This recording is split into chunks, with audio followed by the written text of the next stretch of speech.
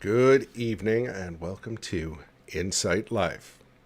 I'm Gino, your host, and as always, that guy is Pastor Matt Van Brabant. Matt, what is up, brother? What's going on? What is Not much, happening in the world? not much, man. Angela was telling me that you went to the masseuse. Is that I what they call them? did. Yeah, I guess. Massage therapist? I don't know what's politically Yeah, correct. that's what I always call it, the Could, massage therapist. couldn't tell you. There's there's good ones and bad ones. Hmm. You know, Was I it a guess the deep tissue? big time. Oh, Yeah, yeah, it's that's like brutal. it is. It is. You come out of there feeling like, you just got into like a prize fight. But, that's what it is. I wish I could just go there and be like, like the ones you see on movies where you're just like, they're laying on the beach and they're having a great time. And it's just like, yeah, this Yeah. is a nice massage. It's like, no, it turns out I have knots everywhere and my my muscles are cramping and I have to go and get a fix up real quick here. So do they like pop those knots? Isn't it like they put pressure on them or something and squeeze them? They very, very much pressure that like the massage therapist I go to, she finds them and I know right away when she finds them because I'm like, uh-oh, there's a secret right there. And then yeah, they try to work they I mean it's not like she's like Olga or something where she just all of a sudden starts dropping elbows on me or whatever, but they try to like put pressure in different directions to get it to release, you know.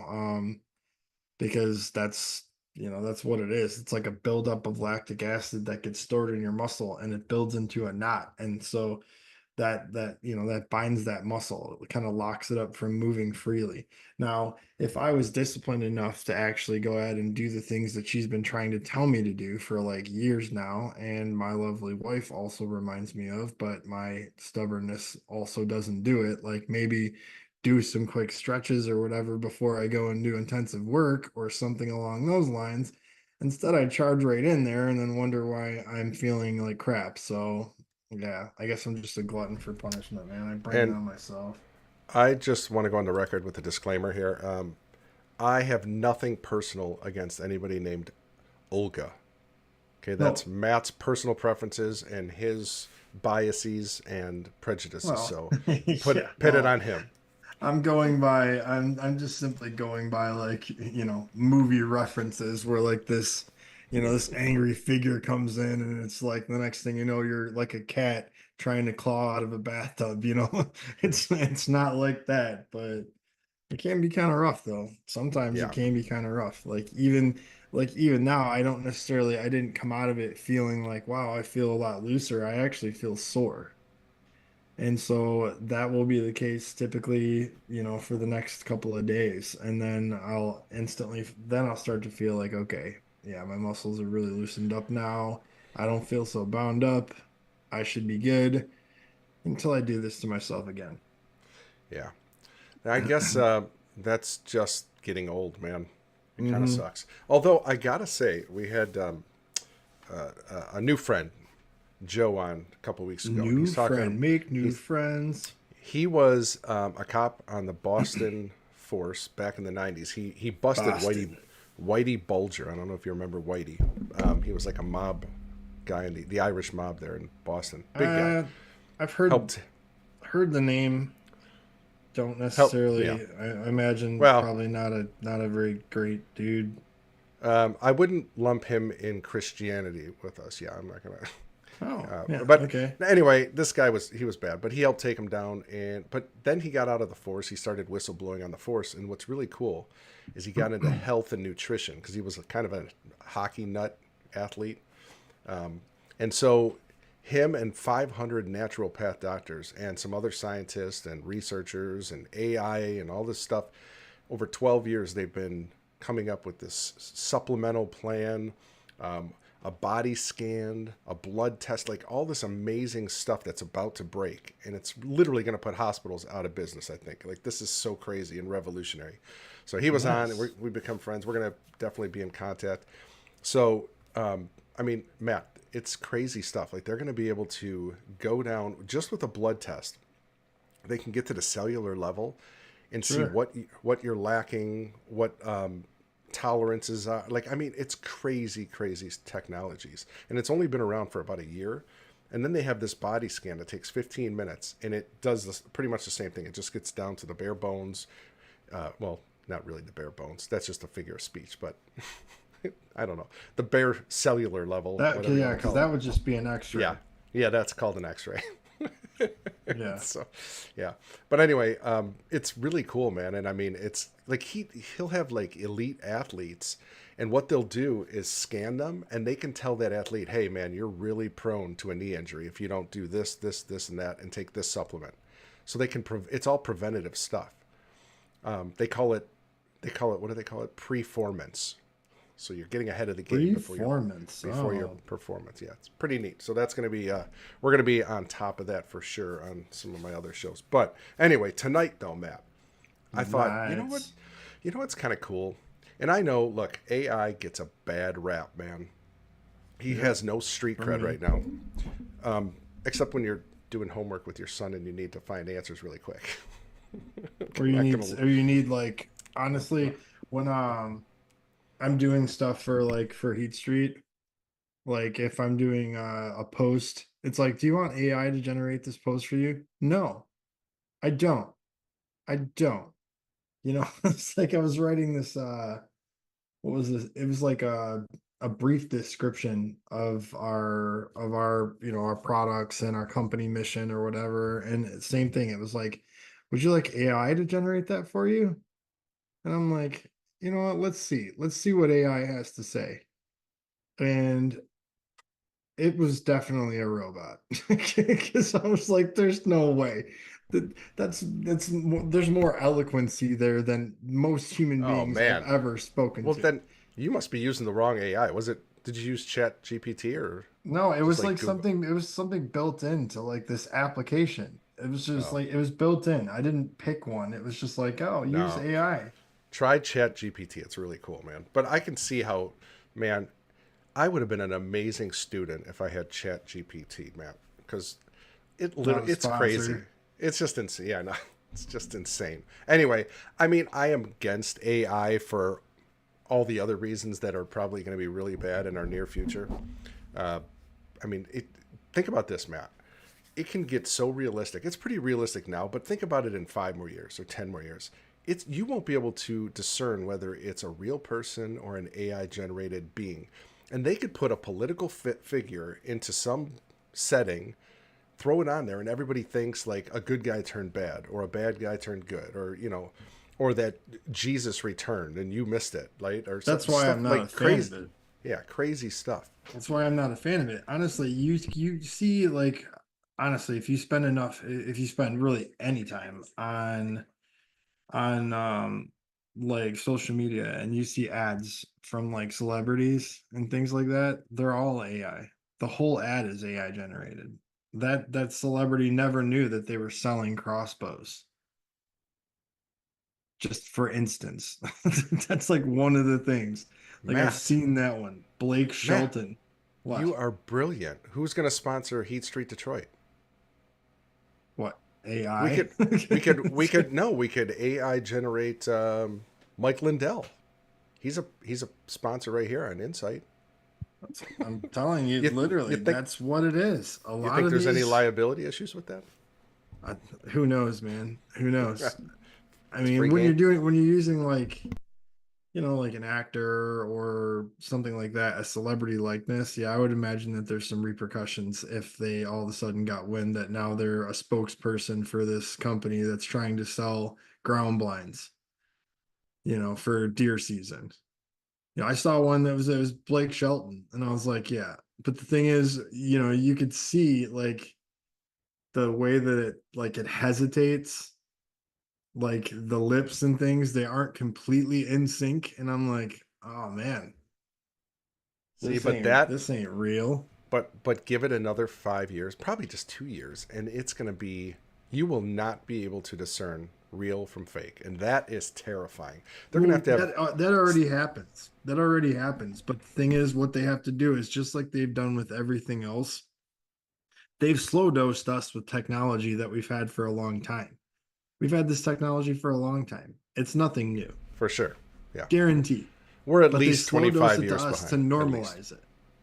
So that way it's not a big shock when all of a sudden you're like, what? What do you mean that a computer did all that? Yep. What do you mean that a computer did all these things? I mean, let's think about it this way. I was just talking to Ange about this the other day, and I'm sure you've noticed more and more stores that you go into have you scan than they have people that are actually working there anymore. Like you're gonna literally go into a grocery store and the whole place is gonna be automated. There's not gonna be a person in there to even speak to about something. It's Well, I don't think in the I don't it's think gonna in be like the that for everything. I mean, medicine, that's what I'm everything. Your saying. mechanic. In Yeah. the Yeah. not so far future, I honestly believe that they're which the thing that's scary about it is they're phasing out so many people's jobs. Like they're phasing it out. You know, they're not going to need assembly line workers anymore. They're just going to program robots to do it. You know, so I know that a Did friend you? of By the mine, way, what time out. Did you say robots? robots? Yeah, robots. Yep, Robots. yep. Because I don't Is call that them robots. is Call that them like? robots. Yeah. Um, I really have a pet peeve with that robot thing. Yeah. How do you say pillow?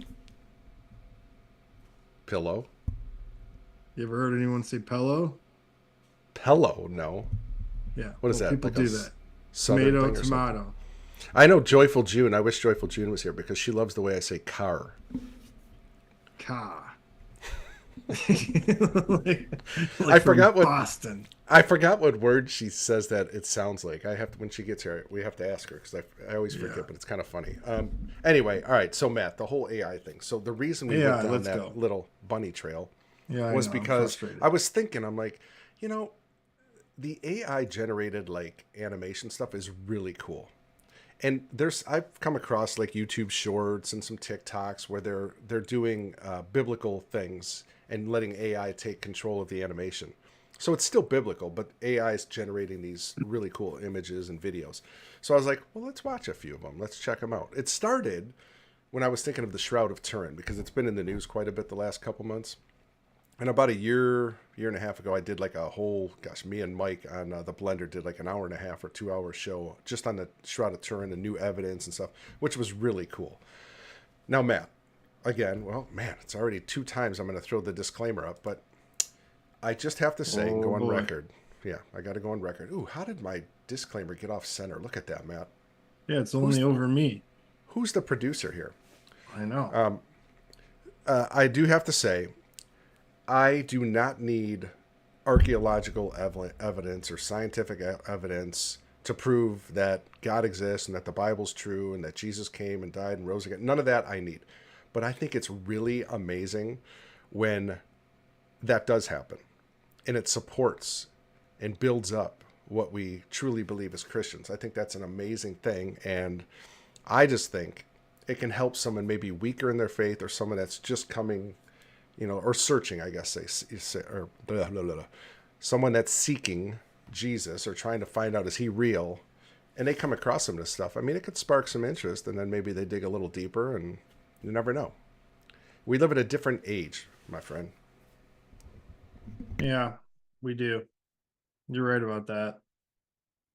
No fair. I No. want to go back to the 80s.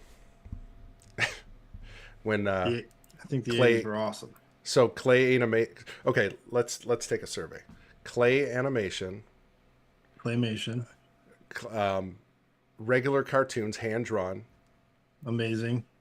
computer graphics, or AI. Which one would you pick? I would say standard animation, hand drawn. It was done by artists with passion, talent, skill. So like Looney Tunes. Yeah, I'm with Yeah, it.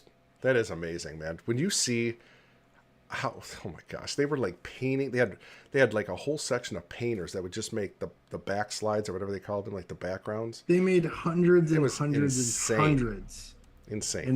like in stop motion sequence to make them seamlessly move across the screen. That was artistry at its best. It is AI is amazing. technology. I It's mean, tech. when you think of Bugs Bunny, I mean, you almost think of him as like a real character. Like you just think, I mean, not that he looked like a He real bunny, but invaded you just, our homes yeah, and our lives. right. He became part of our narrative. Bugs, my dude. Yeah, I love Bugs Bunny, man. The Looney Tunes were the best. They still are. I could still watch them and laugh and like Scooby Foghorn Doo. Leghorn and yeah, Scooby Doo was awesome too. I was a big Um, Scooby Doo fan. did you ever guess who the criminal was at the end of the show? No. Or were you just dumbfounded, like, oh, how did they do that again? Yeah. They got me again. I never saw it coming. These pesky kids. Yeah, well, that's because I've never really had great investigative like skills. Let's just face facts. Me I'm neither. just like, check them out. They're running around. They're having some hijinks right now. You know what There's the best Scoobies were when the guy would take off the mask or the kids would pull the mask off, but then Matt, for a twist, there was another mask, double masked, just double kind of like mask. like See? Fauci during the pandemic, double masked. Oh Remember that? yeah. Oh yeah. Yeah. After the whole Fauci ouchie promotion. Yeah, good Oh stuff. yeah. Uh, so, all Bad. right. Anyway, let's get into this because Let's do this. these Let's this is see a these trailer. videos. So, I've yet Matt, to see these people, just so anybody knows. We're seeing for the first time first time. together. Me too. I've only Gino. watched a couple of these, but So I a will say couple of them this. he already knows. So, okay, Matt, we're gonna go back to Genesis 6. This movie's coming out. I'm actually gonna watch this when this comes out. This is just the trailer for it. It's called the Nephilim or Mm-hmm. Nephilim, whatever you prefer.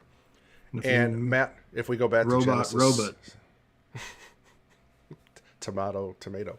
If we Just go saying. back to if we go back to Genesis 6, we find and discover the presence of the Nephilim. When the fallen angels came and saw that the women of the earth were beautiful, it says that they consummated sexual relationships with them. How that Yeah. happened, Matt, I have no idea because I have a feeling it was some kind of genetic stuff going on back then. I don't think there was really a consummation of angel and woman because they don't have the parts that men have. You don't Unless think they that were, they could take on the form? well, hang on, I just thought of something. Unless they were gender confused, they could be anything Oh, they want. So maybe that's it. No, seriously, I they no were because gender binary. remember Jesus said, oh gosh, I think this is in Matthew. Don't hold me to it. I think remember they were asking about the angels. He says they will be like you will be like the angels in heaven with neither sex, because now you're the bride of Christ, right? You're not female. You're not. I mean, you're still going to be male identity, but you don't need those parts anymore for reproduction and pleasure. Like those that has gone now, because your glorified body will not need that stuff. It'll be without sin, and the population will not be necessary because now we live in the kingdom of heaven, both on earth and in heaven. So he said there's no marrying in heaven. Even when we Yeah, go to I heaven, think that's in Mark. okay, Mark, thank you. I know when we go to heaven, and we're it's going to be cool because we'll be able to live on the earth, the new earth, and in heaven, and simultaneously travel back and forth. But the cool thing is, or maybe not cool, it's going to be kind of weird, is that your wife, Matt, and my wife, in the new creation, will be our sister. So that's kind of, yeah, kind of odd. It's not like an incestual type thing. We It's got some going to be. history, sis. It's because we're all brothers and sisters in Christ under the umbrella of the bride of Christ. So Right. it sounds weird to us now, but we'll know each other as friends rather than intimate romance and love and all that. It'll still be love, but it'll be a pure and unadulterated love. It's going to be pretty awesome, because we're all going to be very close and understand why God created us at that time. So anyway, Nephilim. This is the trailer. I think this is really cool. I think this is awesome.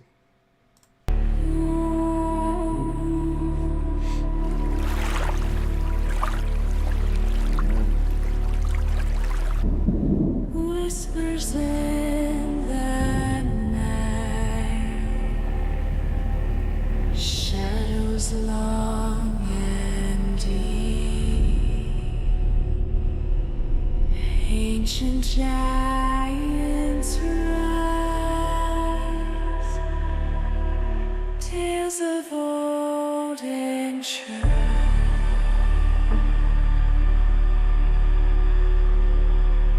Traces left behind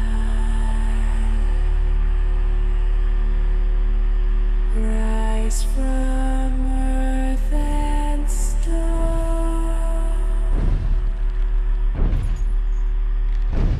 Giants claim their throne.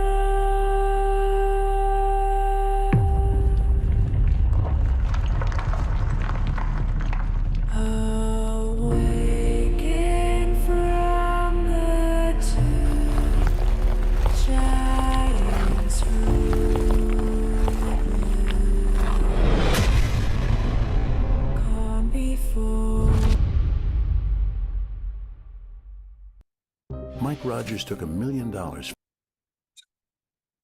January 2025.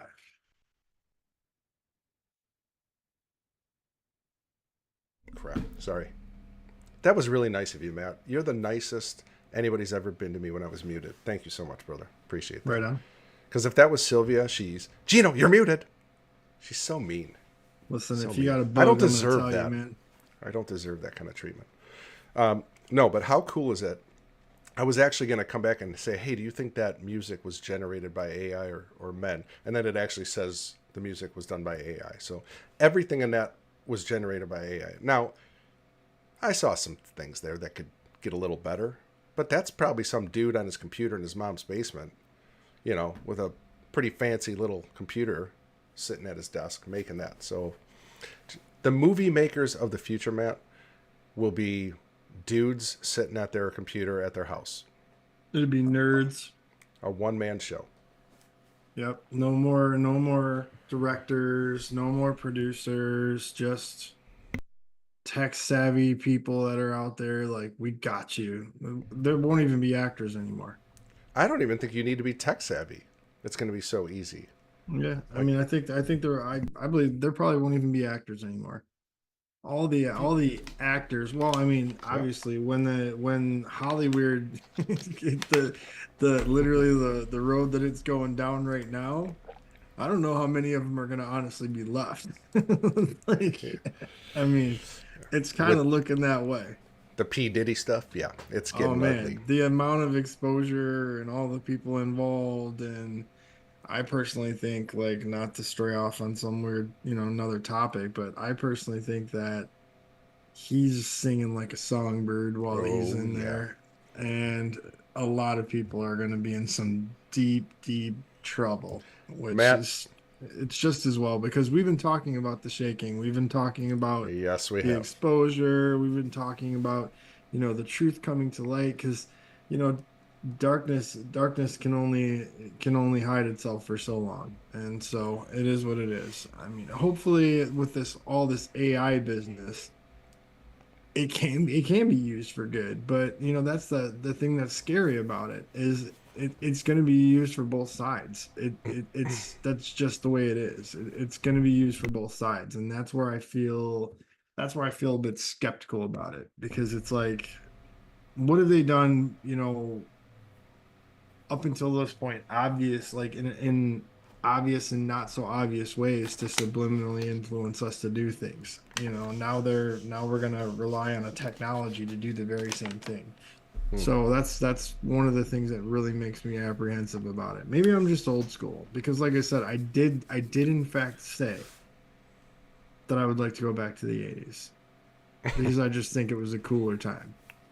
I Maybe love the because 80s. maybe because I was a kid then and everything was much simpler, but life even seems simpler then. Now it just seems like everything is just so fast paced and so chaotic and it's just moving at the speed of light that it'd be nice to just slow down. Okay, here's one for you. iPhone or Sony Walkman? Um Well, I had a Discman that was pretty awesome, to be Ooh, honest with oh, you. oh man, Yeah. you were like upper middle class. No, that was like the one gift that year. It was like that. This is what you want. You want music in your ears that you can take around, and it wasn't even one of the ones that was like anti-shock. So you had to be a little too. You had to be Oh yeah, careful that's when you jostled it because mhm, the CD would skip. yeah, that was the worst. So I didn't I have can't. the I didn't have one of the real fancy ones, but I had one, and I had a coat that had a pocket that fit it just right, and so. I was in my own world, walking around, just jamming out. It just, that was a good time. I like that. I loved riding Yeah, my bike, listening to music. It was great. yeah, it was good times. Yeah, All and right. recording my own cassette tapes. Yeah, it was fun. Every, Christopher David, good to see you, brother. Good to see you. Thanks for hello, joining us. hello. Okay, so this is where it gets. Oh gosh, I don't want to say creepy. I don't think that's the right word, but we all have this image of what Jesus looks like, and it's usually from Renaissance art. And he's kind of feminine, and he's got beautiful rosy cheeks, and looks pretty European. Even though he was a Middle Eastern man, uh, probably had much different features than are showed in those pictures for sure. So, the Shroud of Turin, which has been getting a lot of attention the last few months, because Matt, the technology is just going crazy, and show. There she is. Joyful June has Joyful joined us. June is in the Joyful June. house. June, we were talking about you. I hope your ears weren't ringing. Well, Gino was. I was, Anyways, well, what I wanted to say was we were talking about some words earlier, and I said June just loves when I say the word car. And what, ah, please put in the chat what the word is that you think I'm saying when I say car. Um, I just don't remember. that But anyway, conversation sparked because I said the word robot. yeah, robot. And he decided that he was going to bring correction to me. Yeah, it's just a pet peeve. I'm sorry. Yeah. Oh, cool. Yeah. Christopher David just put. I had that exact cassette right there that Christopher David That's what put. I'm See that? talking about. We were just saying about dubbing cassettes, man. Making your Remember own. what was that when you taped that off the radio? Oh, your mixtape. Remember the mixtape? Yeah, you had to put the little scotch tape over it, and then you had to time it just right. Oh man! And the worst part was when they came unreeled, baby, and you had to get the pencil in there and try to fix it. Yeah. That was the first time they gave us an opportunity to pirate and steal music. That was long before Napster or LimeWire. It was a lot harder too. Remember, you just had to push record and play at the same time. You're like, Oh okay, yeah, I remember. and then like the DJ would keep talking as the song starts playing. You're like, shut up, man! I'm trying to get the whole Yeah, song. exactly. I'm trying to make a mixtape for the love of my life. So I Trying to have win over this girl, and I need to make her a sweet mixtape. Matt, I have a tape somewhere. It's got to be here somewhere. When I was 18, they used to, on WRAF, it's still around, Riff Radio, right? They used to do a thing called, oh gosh, Zeppelin. It was with Zeppelin at 6 o'clock. Get the Lead Out. It was called Get the Lead Out every night at 6. And I loved Led Zeppelin. So I would tape it all the time. Well, one time I'm like, they would allow regular folks like myself to call in and then introduce Get the Lead Out. And Ann Carlini, who I think is still on the radio, she's got to be like 70 now or older. I remember she's like, Isn't okay, that the one with the smoky voice? Didn't uh, she say, didn't no, she? she's got, no, not too smoky now. There's She one said, chick that I know I've been hearing her for decades, and she sounds like she's like one pack away, you know? right. No, she was really So, cool. She's still cool. And I mean, she's like, okay, Gino, what are you going to say? And so they would test me during the commercial break. So I said it. She's like, oh, that's awesome. That's really good. She was like, really pumping me up. So I get on there, and Matt, I didn't choke. I actually got it out. I can't remember what I said, but when she recorded me, she goes, that was great. You did a great job. Maybe you'll be a DJ someday. And I'm like, she was just like stoking that ego, man. And I was yeah. like, so then I wait, when you're on a time delay. No, not WKRP. In Cincinnati. What was it? Venus Flytrap? Remember Venus on WKRP? It was a good show. I loved it too, June. No, but I did that, and so that It was so cool. My friends were like, "Dude, you were on the radio. I heard you. You know, getting the lead out and You're stuff." famous. Yeah, locally famous for a day, Right. for 5 minutes. All right. Back to real stuff here, Matt. So anyway, Let's back go. to Jesus. So I mean, we all have that image, right? I mean, we see that. We've seen it since we were kids, and that's not really what he looked like, of course. And the Bible doesn't really give us much information on what he looked like, but it does say that he would, in Isaiah, I believe this is, or maybe in the Psalms, it says he would be uncomely, which means he's not very attractive. He wouldn't be an attractive person to most people. He's not like a movie star, good looks, right? Like yourself, Matt. Right. So this is what's cool. So the Shroud of Turin, if that's really Jesus on that cloth, and it's really, really looking like it is, because no one can figure this thing out, why that image is burned on this cloth. I mean, burned, Matt? Like what happened at the resurrection? A burst of energy, probably heat, light, who knows? And they don't, it's like a negative on this cloth. So what they've done is AI, they fed that information, that cloth's image into AI, and this is what they get. I got a couple of videos, but we'll play this one first.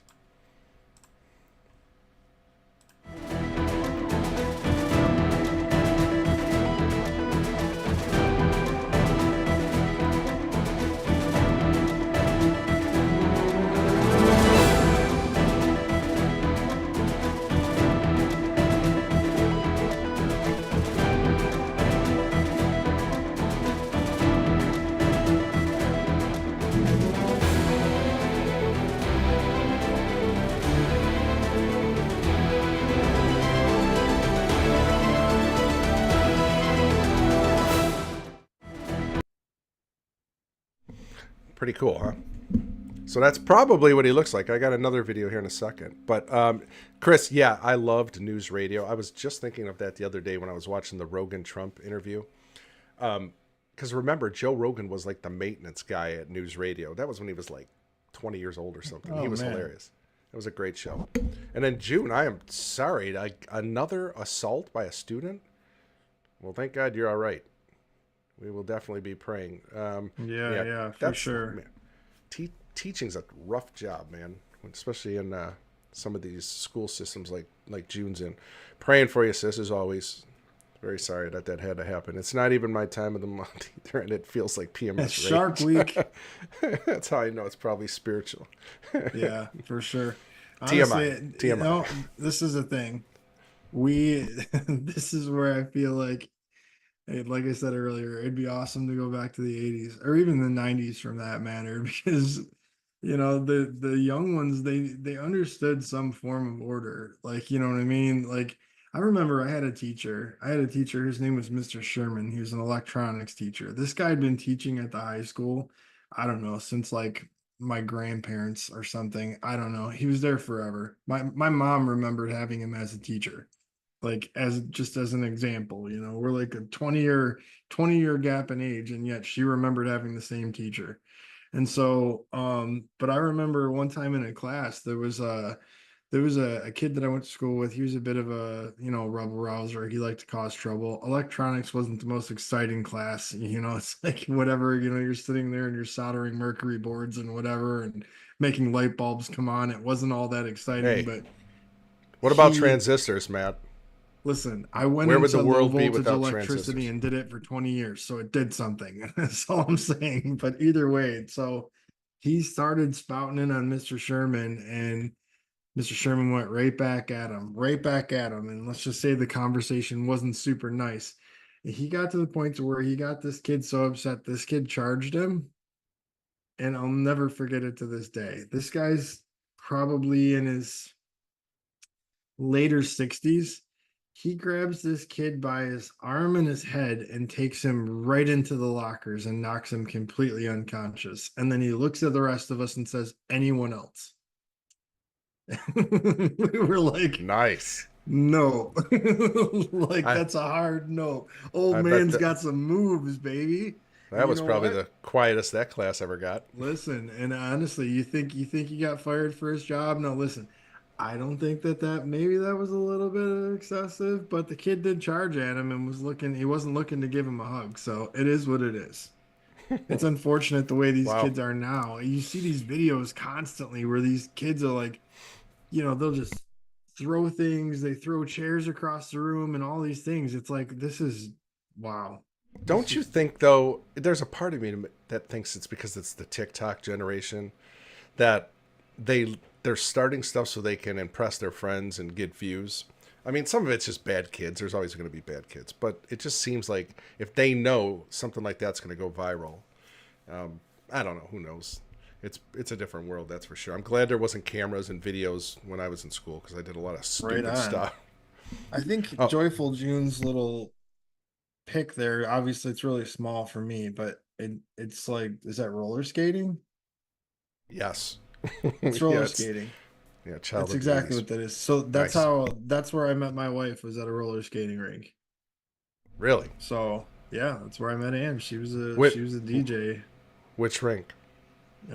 the Great Skate. Oh yeah, I remember Great Skate. Wait a minute, wait, time out.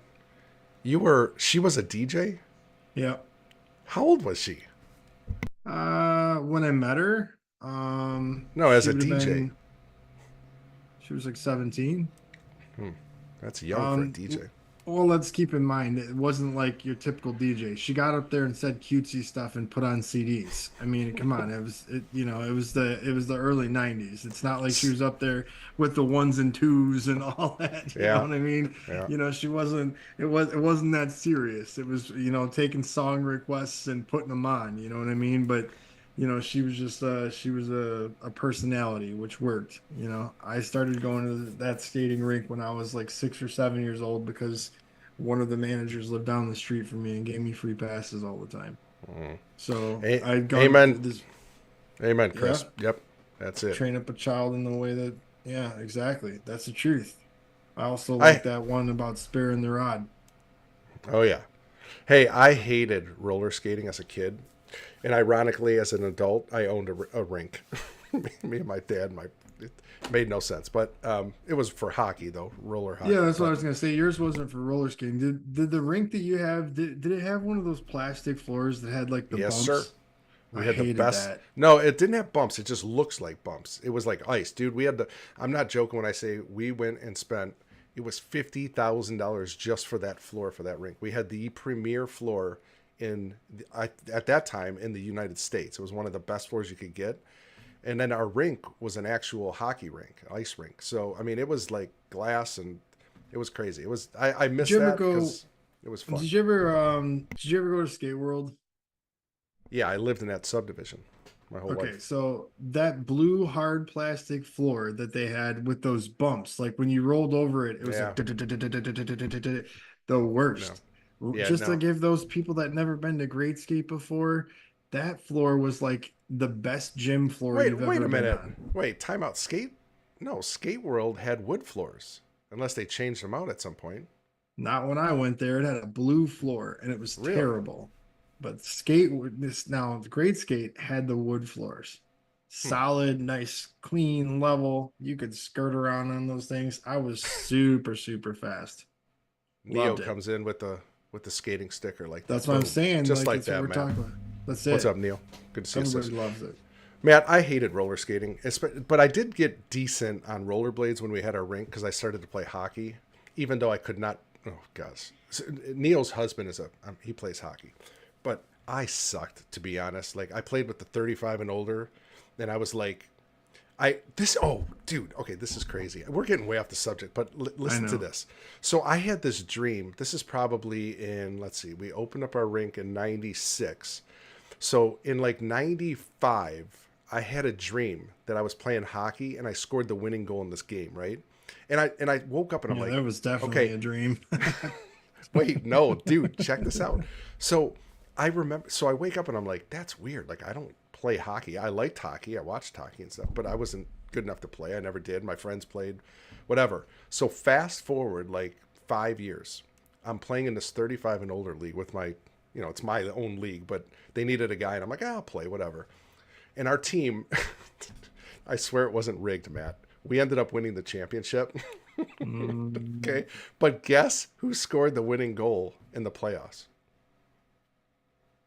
I'm gonna go ahead and say it was probably you. That dream came true, dude. It was crazy. It was like the exact same scenario. It was the last like 10 seconds. I just took a wild shot. I was off balance. It was so horrible. Like if it's on video, it would be like the worst shot ever. But it went through What the he's five not hole. saying is he scored the winning goal for the other team. It's like you see those videos, they're like, you just scored on our own net. That'd be No, perfect. no. No, It that would was- be epic. It was fun. Okay, so dude, here's that picture again. Okay, I'm not gonna play the video, but That how picture. how crazy? Okay, so that's AI generated, right? Yes, sir. Now, does anyone else think that that looks like Jared Leto? Wait, what? Hang on, I gotta. Yeah. Okay, I gotta look that up. Uh, How do you spell seriously. it? Is it J-R-E-D? Yeah, Jared Leto. I think it's is it Leto? Yeah, L-E-T-O. Here he is. Yeah, Okay. from 30 Seconds to Mars. Oh my He's gosh. also an actor. Whoa. Right. Does Okay, anyone think that that picture looks like Jared Leto? Oops. Hang on, I went to the wrong one. This one. Whoa. Right. Whoa, Yeah. look at that. Side by side. That's what I'm saying. That's the first thing that popped up. I'm like, that's like a old time picture of Jared Leto. That's kind of Wow, maybe Jared is AI generated. I mean, he's a very talented musician and I guess an okay actor. But yeah, so I don't know. That's the first thing that landed for me was that looks like Jared Leto. Yeah, that's pretty crazy, bro. And Jared Leto was like voted like one of the most handsome men on the planet like several times, but yet they call my man JC uncomely. Well, that was God actually calling him that. It's in his Yeah, words. it So. was like it was a time and a place, I guess, you know. It's like I remember when I was in high school and I had a friend of mine and her younger sister had like this big crush on me. Her sister was in like 7th grade and she was just like, "Oh, you would be the cutest guy in my school if you went there." Not when I was in middle school, kid. I had braces. I had Section 8 glasses. It wasn't a good look. Man, you don't want to has see refined any me. old pics. Gosh. Time has refined me. So June said, I kind of think that your dream about Trump came true as well when he was on stage. No, June, I will say that is not what I saw in it. That was actually a vision. My only vision ever was that of Trump on a huge white stage. That was, you can go back. I actually have this somewhere, man. I'm going to play it coming up because Trump's going to get reelected soon. So I got to find that video when I was on Red Pill Show and I called in and was talking to Praying Medic. And yeah, I gave him the vision. And at that time I was thinking, I'm like, was it a vision? What was that? I've never experienced anything like that. It was really bizarre for me. And he's like, dude, you had a vision. Like that's a vision. And what I saw was Trump on a stage. It was a big, gigantic white stage. And it was like kind of rectangular. And I knew it was in the mall at DC. And it was kind of, I don't know if it was summer, fall, or spring. It was just very sunny, clear blue skies. It was a beautiful day. And I was like above, I was like a bird's eye view looking down at the stage. And I saw Trump.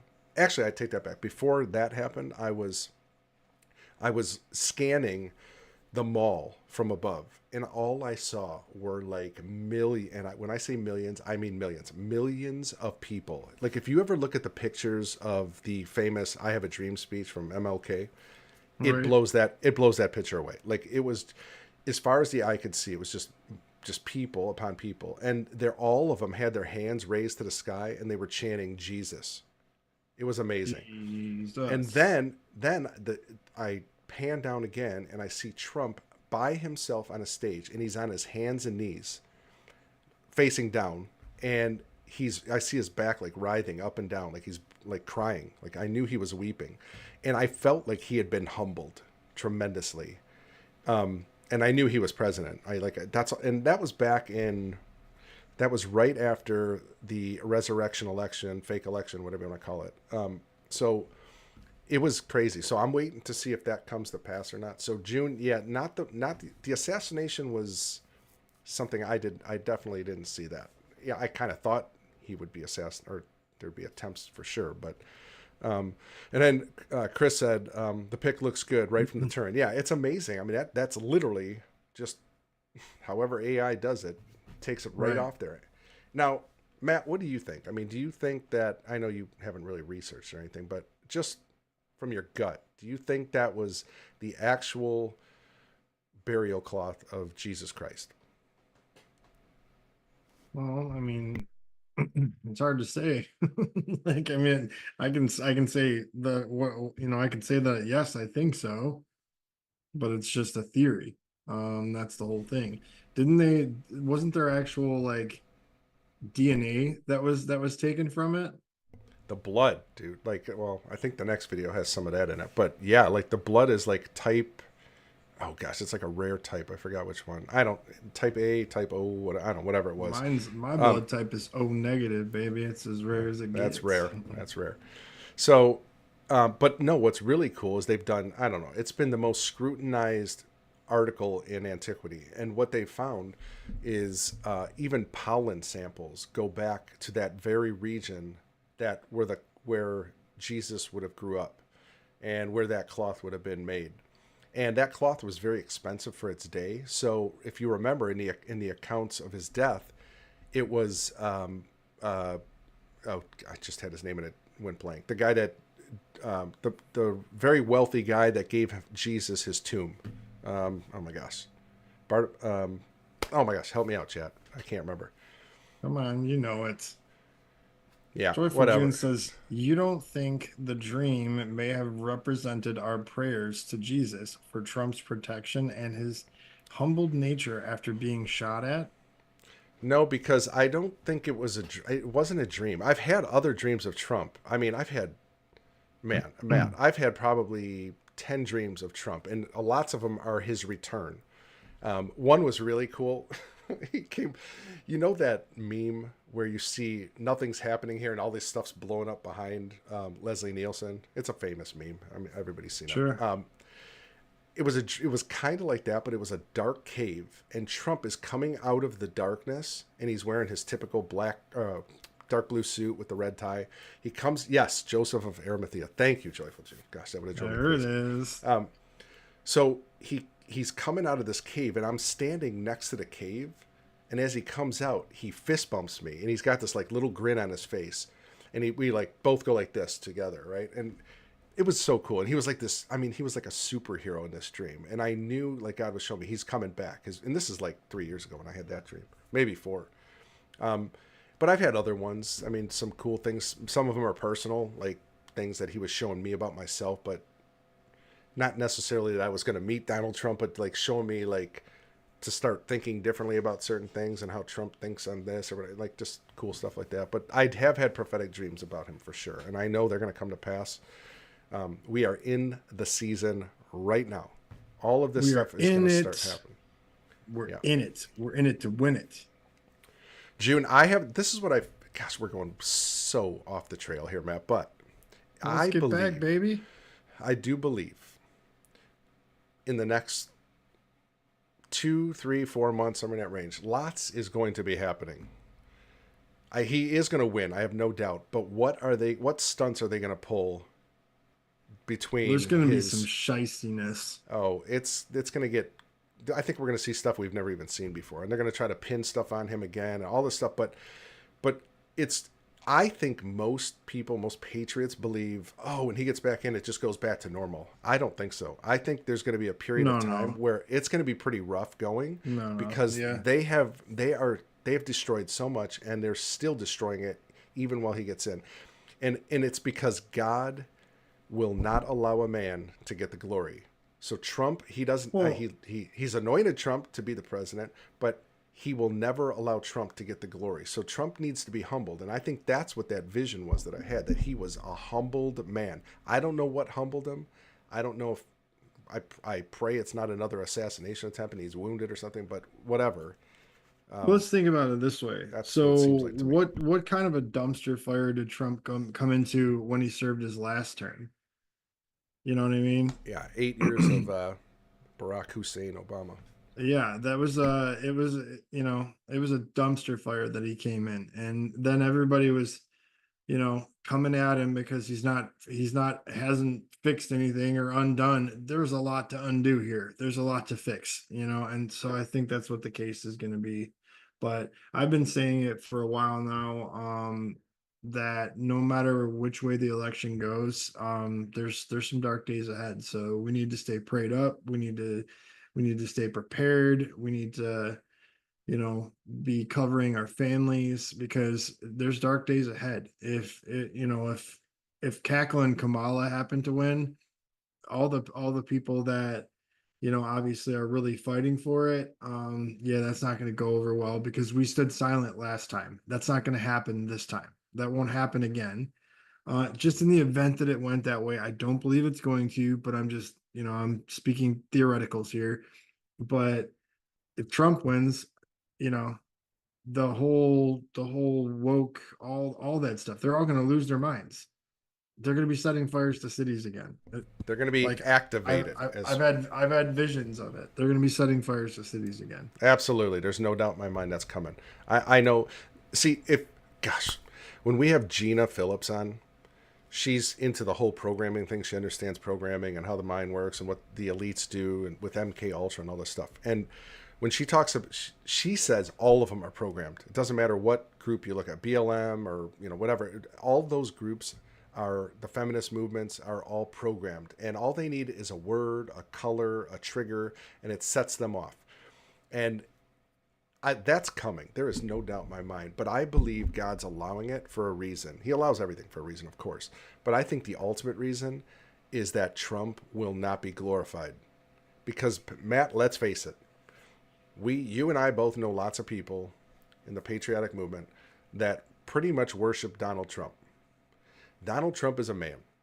As much as I love that man and what he's done for our country and what he has sacrificed, He's a boy.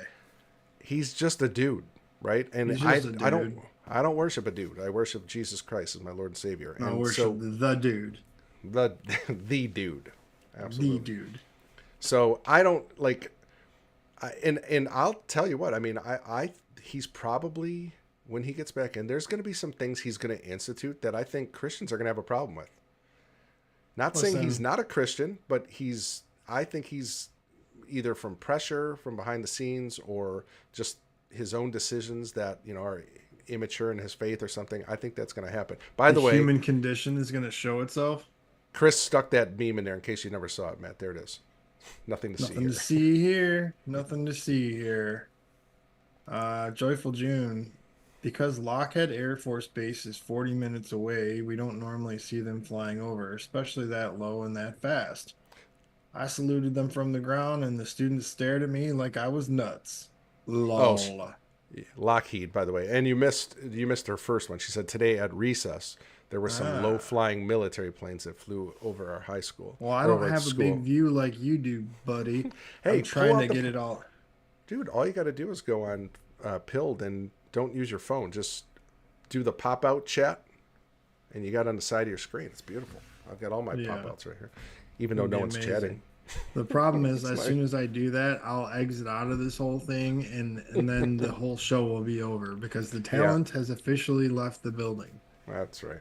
True. No, seriously, anytime I try to mess with anything, if I try to adjust like contrast or something, it kicks me off. So I don't touch anything once we're streaming because maybe I got some wonky equipment. Maybe I need AI. It's actually working very well tonight, your Zoom, by the way. No glitches, which is no nothing. Great because I think like everyone in my house has been like exiled to no internet usage. Like exiled. No, I'm just kidding. That such a thing isn't even a possibility. But I've got a 23-year-old who lives in my house that she's a tech kid, so it is what it is. But, Wi-Fi hog.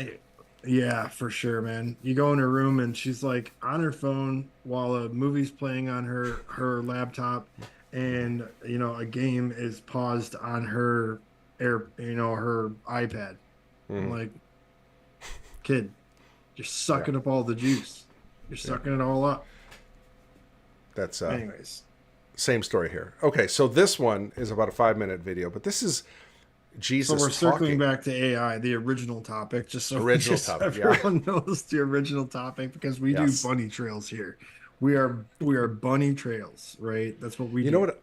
I should have a graphic of a squirrel just running across the screen, and then we just we made a wrong left turn at Albuquerque. Oh, by the way, Matt. Oh my gosh, Oh, boy. I almost forgot. So before the show went live, remember the phone I used to have when people donated a phone? And it had Sure. no sound. I was like, man, why do I have a phone that has no sound? I mean, I got the shades and the music with the shades. I've got the can little pop sound. Oh, yeah. Why in the world do I not have a phone doing this? Oh, wow. Look at that. Did AI help you with that? Yeah, I really like that a lot. So if anybody wants to donate a phone, Technology. feel free. You'll Okay. hear it ring-a-ling-a-linging.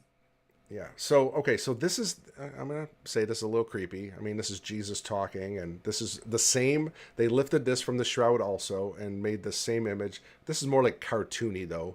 But I don't know. And then you might disagree with Jesus. there's a scene where Jesus is holding an iPhone, Oh, yeah. which I never really thought about. But anyway, check this out.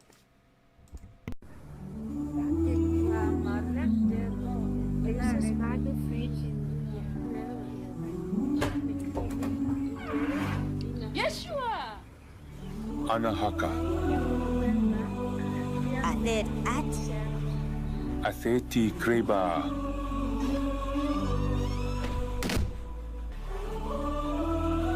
I was speaking in my own ancient language then, as Martha and Mary came in. Yes, you could be looking at the real form of myself, Jesus Christ, of Nazareth. It is taken from the shroud that in your present time rests in a church, in a box made of silver. Now, I've put my servant up to this, although this is only a glimpse and a likeness of me speaking with you. I want you to listen carefully to my speech.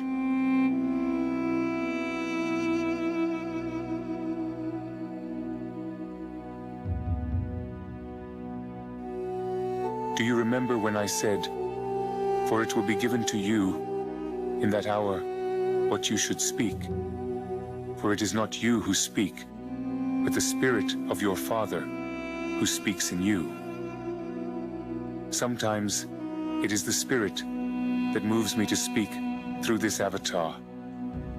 The creator of this avatar would not be doing this if a sign from God had not been given to him whilst he was driving on a road from Bradfield with his wife, and he asked for a cosmic sign to know if this is what he needs to be doing.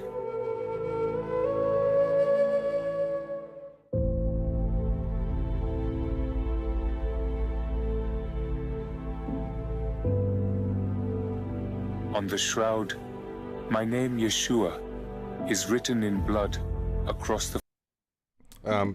Just to interject a little bit, don't you think Jesus would have a better iPhone than that one? That looks like about a 12. Yeah, that's like a Gen 12. I was thinking the same thing. What's up with the no, you need Actually, three cameras? No.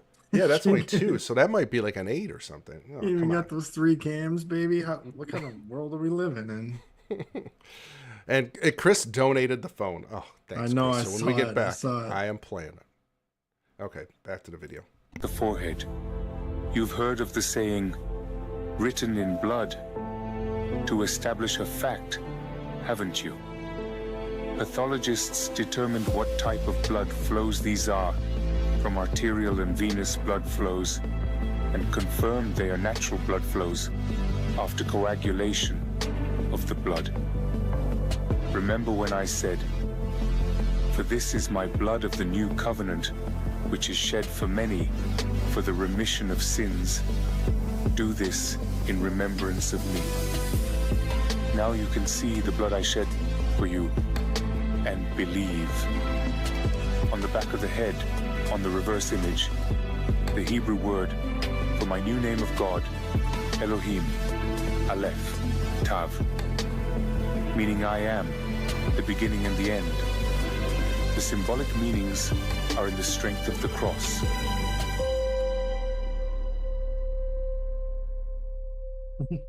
Selfie. Come on, man. He's like, yeah, I'm locking I- this in time, baby. Jesus would never take a selfie of himself. Come on.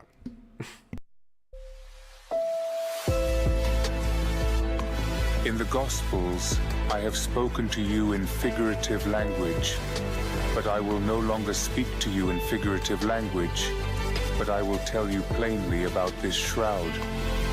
There are many scourge marks back and front that are both images and blood marks. These can be seen to represent a dumbbell-shaped flagrum. One such Roman flagrum has been found from 70 AD that has dumbbell-shaped attachments.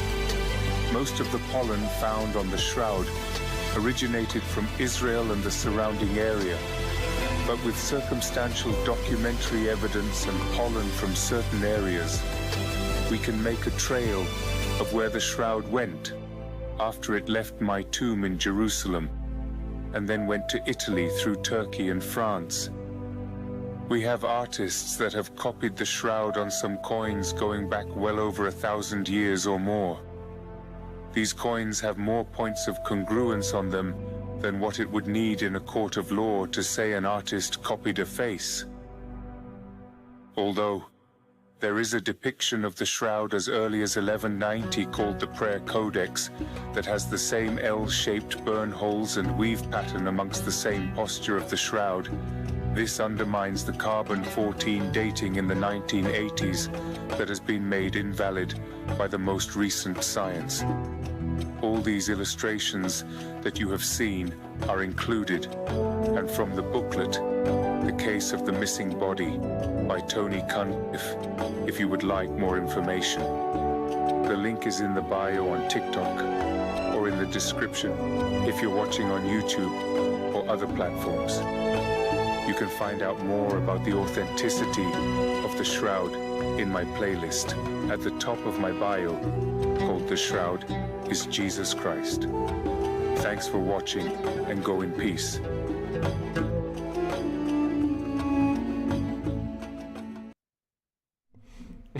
So many things to talk about there. But first, The link is in Stacks. the bio on TikTok. Okay. All right. All right. Oh my gosh. Stacks, good to see you. Stacks said AI Jesus is freaking him out, man. Chris said odd. That's the thing. It's like, and he's pretty sleepy too.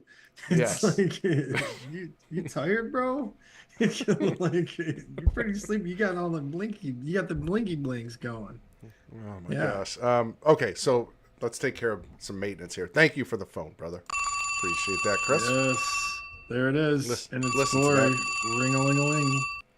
Listen to the sweet sound of that. So okay, lots of creepiness, definitely. But I mean, just Matt. Okay, let's fast forward 2,000 years from when Jesus was living. Let's do it. Let's say instead of God placing him in the time frame he did, he came now. And let's say he's 33 and he's walking amongst us now. I mean, he probably would have an iPhone, wouldn't he? Snapping selfies, and he's on TikTok. I don't know. I've never That's how thought he would about it. spread it. That's how he would spread his gospel on the I mean, TikTok. Would he? I mean, he'd be making shorts and some TikToks, and I don't know. Like, we wouldn't have the Bible yet. We'd only have the Old Testament. So he'd be like shooting some Psalms out and Proverbs and some Deuteronomy. Yep, some just Exodus. dropping them scriptures.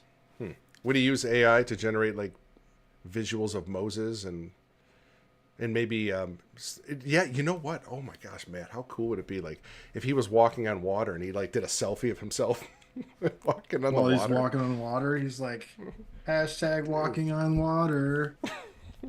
Sure. We're reaching right now, guys. Like, we're reaching right now. Like, I don't know. That's... I don't. Yeah. Also, I don't know. That seems a little far. This, I think this would definitely be his his Facebook.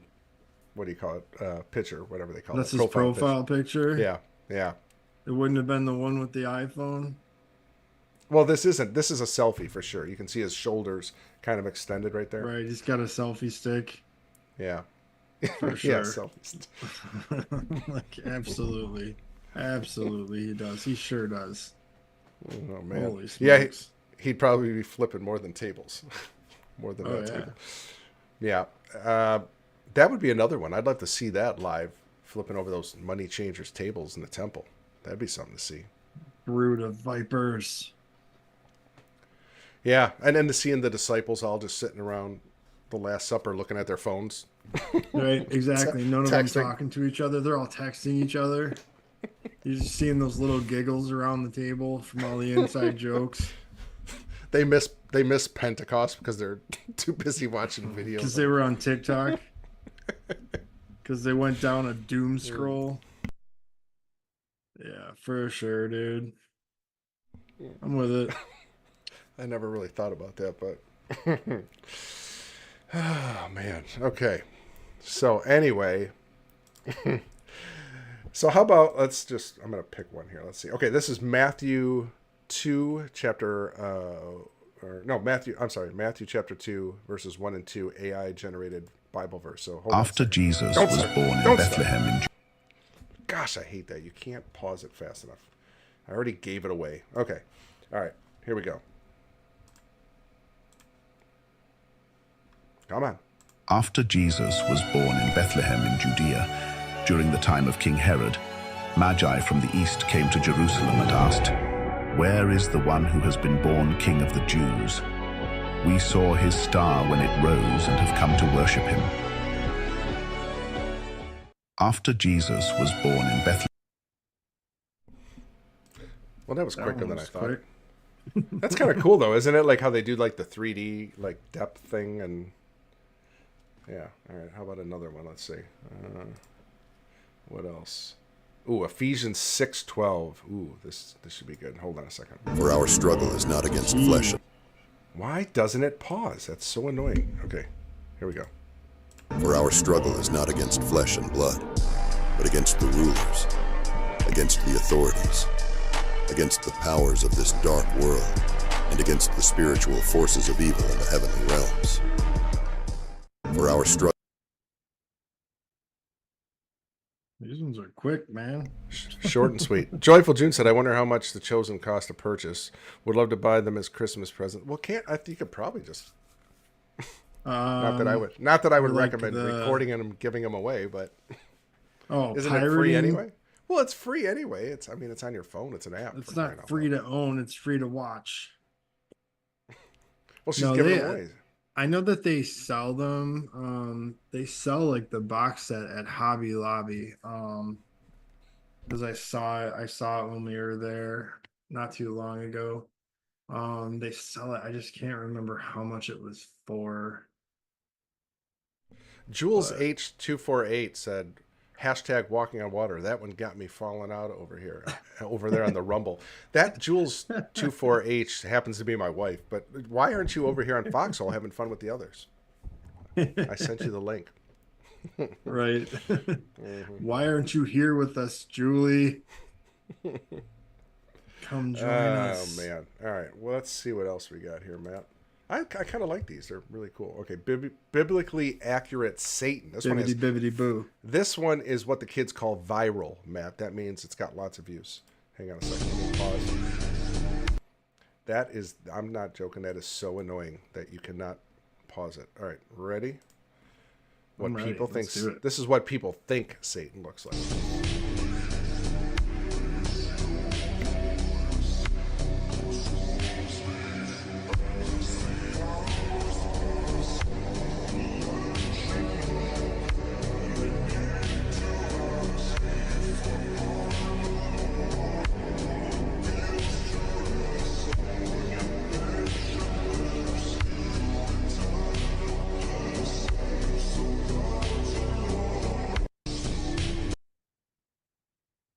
Oh. What? The song selection was that's by a performer called Mr. Kitty. I actually know that one What? How would you know that? because I Wait, like for real? synthwave. Wait, that's a thing? Yeah. Yeah, there's a whole genre of music that is called synthwave, and it's all modern day like DJs that do it. But it's like 80s esque type music. Like it's pretty awesome. It's pretty epic. That's probably why I like it. But Just yeah, when you that's think you know your co-host. just when you think he drops a little A hint synth about wave. synthwave and completely levels up on you. Yeah, you did. So, it is You what did it level is. up. Yeah, I think that song is called Darkness. So it Really? makes sense that they would have used that Yeah, one. that makes sense. Okay, what's this one? Okay, this one looks kind of cool. So Genesis 1. Let's see what this is. Hold on. Let the waters bring.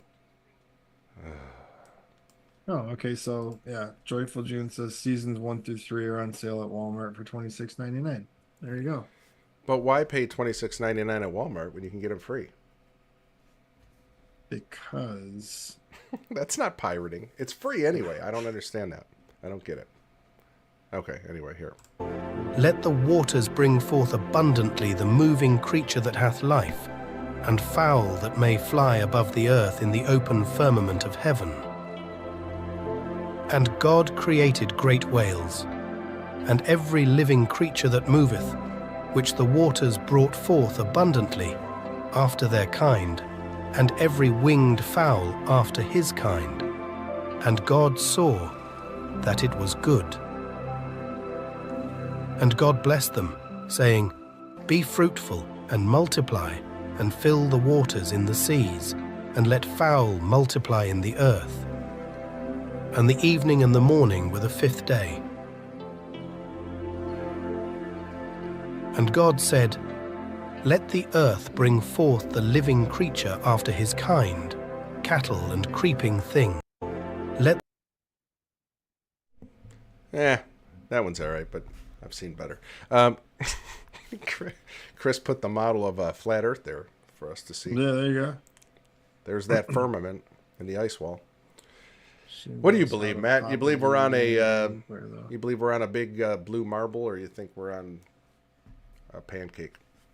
Do I believe we're on Earth? Dome shaped. That's where I believe. I believe we're Well, on that goes Earth. without saying. That's cheating. that's like being pro-choice. Come on, man. You can't. Yeah, I believe we're on One or Earth. the other. One or the other. Flat, round, it's Earth. I've had this discussion with many people, but I'm 100% sure it's round. I am. Yeah. And I know I haven't been out in space, so I can't prove that. And I know a bunch of the NASA footage is fake and all that stuff. I get it. But there's too many pilots that they have to correct for the curvature of the Earth. And I know that the flat earthers would say, well, it's because of the firmament, the dome, right? But anyway, I don't know. So if I said it's flat, let's fight about it, then let's get ready to rumble. Well, time out. On I mean, Rumble. you've already went synthwave on me, and now you're flat earthing me. Listen, all I'm telling you is treat yourself, man. Because there's some good stuff in there. Literally. I don't get into too many of the bands like that one. They do a lot of like singing and all that. I like just like the instrumentals, but it's like intros to like every 80s sitcom and like every 80s like movie. It's like it's like the track of the 80s, but it's modernized. It's pretty awesome. All right. So, Chris, I am the least qualified person to argue any of the flat earth or round earth stuff. I believe you believe what you believe, and I don't know one way or the other. To me, You just got educated, boy. well, I've watched all these videos and stuff, and I know one of my good friends, I don't know, Doug Belmore, University, if you guys know him. We talk about this all the time, and he believes in a flat earth too. But I got to say, here's the thing: flat, round, square, I could care less. It's amazing. And God's creative genius is on display. And here's the thing, too. For me, I called into a show one time. You know Bob Duco, Matt? I may have heard of him. See, I've made several radio appearances, as we've discovered earlier on my mixtape. But I called in one time because he had Grady McMurtry, who's a this guy's amazing. Grady was an atheist, but then he became a believer, and he's like a super genius, high IQ dude. And he talks about I don't even know how to describe the guy. He's amazing. Anyway, in fact, I wonder if I could get him on one of the shows. I'm gonna try. I'm gonna send him an email. Anyway, he's talking about all these like creation things in space, and so I called and I'm like, I think the most. I told him, I said, I think the most amazing thing is to see perfectly round objects in space, right? Like, I mean, because if you think about it, he could have made them any shape he wanted, but round to me shows creative genius because you have to have something to hold things together in a round object. Like, you know what I mean? What I'm saying? And it's on the surface of those round things. So if you think about that, that's pretty amazing. Now, if it's flat, okay, great. It's still amazing. I mean, he still created it. It still hangs on nothing in space. Like if you believe in gravity, don't believe in gravity, or whatever's out there, dark matter, whatever. All that stuff. Oh, Chris is on a He's roll coming here. For you right now. Dude. Okay, let's see. Psalm 19. Got him. The heavens declare the glory of God, and the firmament showeth his hand. Amen. And the sun stood still, and the moon stayed until the people had avenged themselves upon that was right before. Was that Jericho? I think when that happened. Is not this written in the book of Jasher, so that the sun stood still in the midst of heaven? I see. Now again, here's the other thing with the sun standing still. I get that.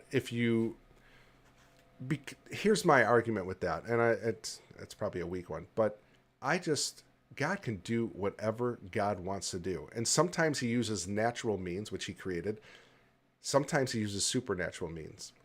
And so for him to make the sun stand still, whatever that means, did the earth stop rotating if it really rotates? Or did the sun move? Or whatever happened, God ordained it, and it's easy for him. It wasn't like it was a difficult thing. So I don't know. I've heard both sides of that argument, and there's very good arguments on both sides, Matt, of how 1,000-mile-per-hour ball from spinning.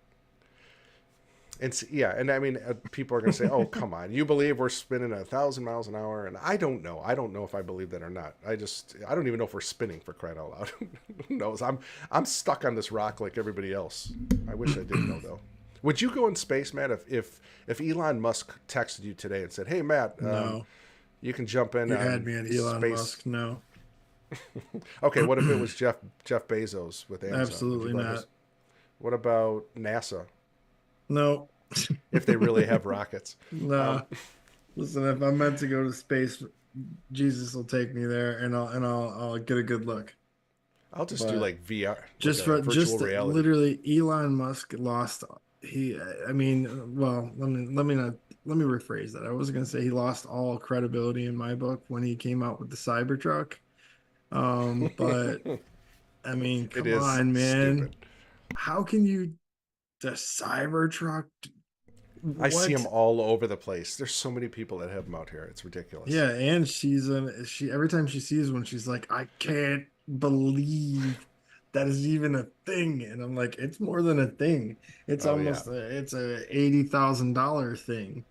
Is what it is. Yeah. And it's hideous in my opinion. Come on, man. It's like I understand that the man has a level of genius.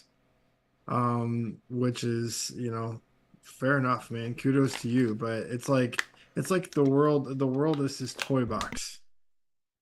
And so I just, he's dude, come on. You gotta love a guy that makes a flamethrower that you can buy on Amazon. It wasn't actually listed as a flamethrower because it would be illegal to list it as a flamethrower. All it was actually was a revamped roof torch, but nevertheless. It looked cool. Okay, let's get to another one. Chris said he's done now. Okay. There's no curve. I'll stop now. Oh, you asked for it. You asked for it, Gino. You asked for it. Give him the smoke, Christopher. I did. Give him the smoke. Light me up. That's right.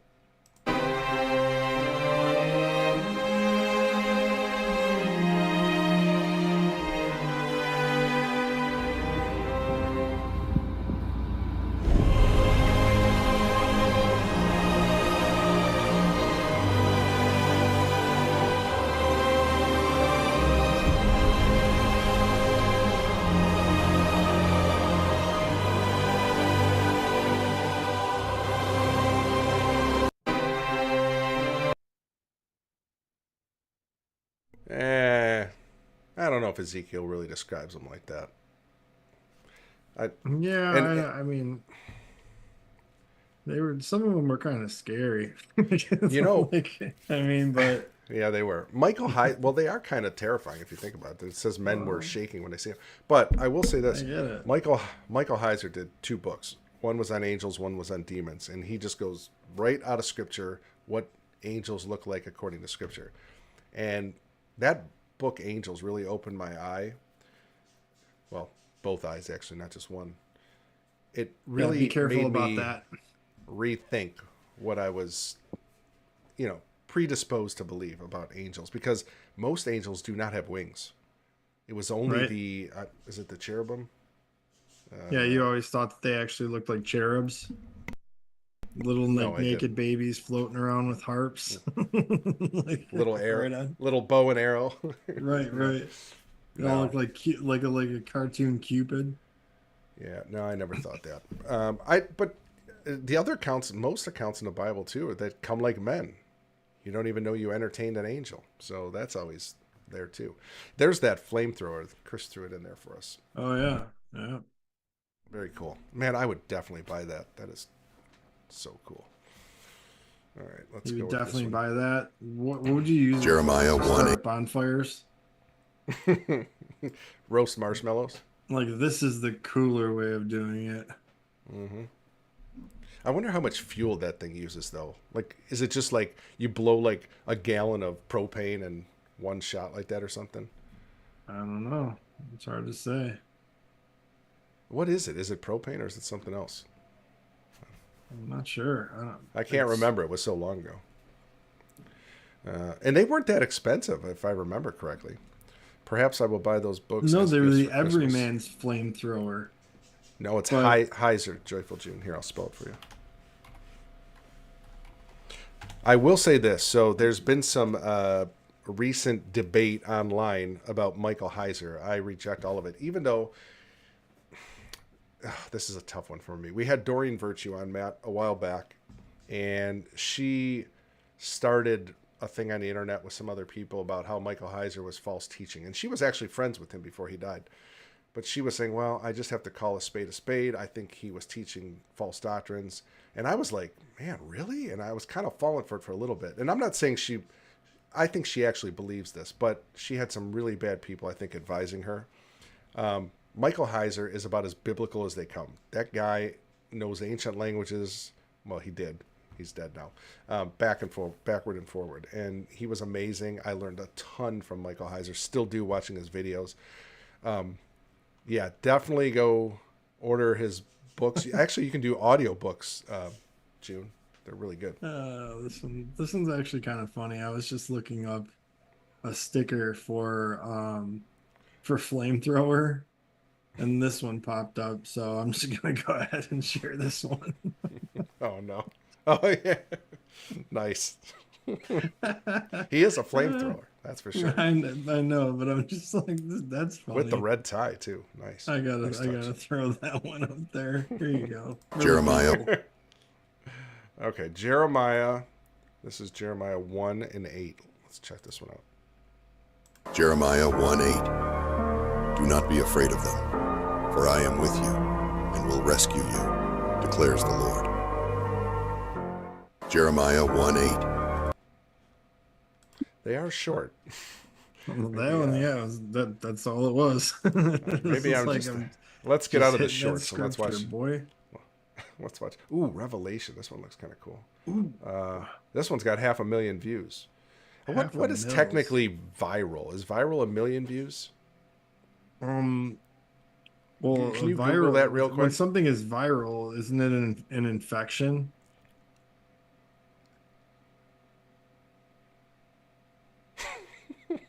Not good.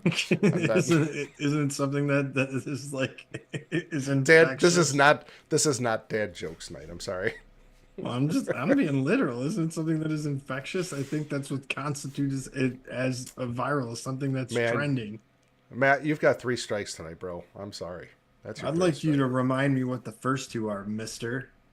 One was robot. That's not And a then- strike. I forgot what the other one was, but Exactly. So those your strikes are stricken from the record. Joyful June said Doreen Virtue's story is quite remarkable. I actually watched her show out of curiosity before she converted to Christianity. Yeah, she's an amazing woman. I mean, now she's 9 years being a Christian. She went from the #1 New Ager in the world as far as book selling, conferences, seminars, you name it. And she would do readings live. I mean, and they were very accurate. She had all this stuff going on. And then she was reading Deuteronomy, and she would have swore she was a Christian too, Matt. That was the amazing thing. But then she read Deuteronomy, I think it's 10, where it talks about sorcerers.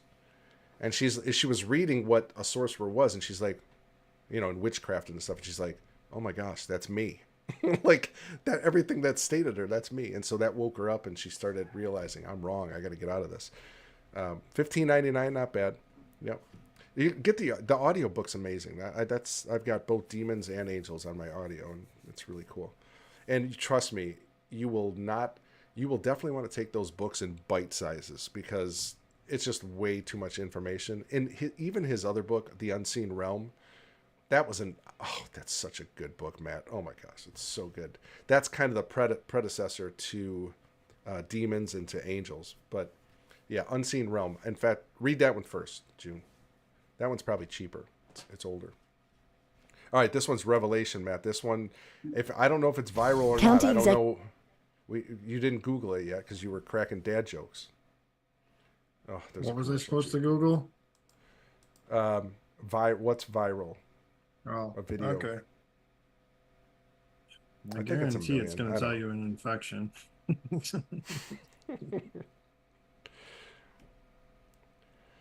Okay, commercial done. All right, so this one is called Revelation, a Christian AI Bible film. Ooh, this one's like 5 minutes, almost 6. All right, this one looks kind of cool. So, what's the consensus? Is it 1 million views? No, literally, they all say that you have an infection. You were, give me. Like, if I could show you my Sometimes screen. you just got to do it yourself if you want to do it right. Let me look this up.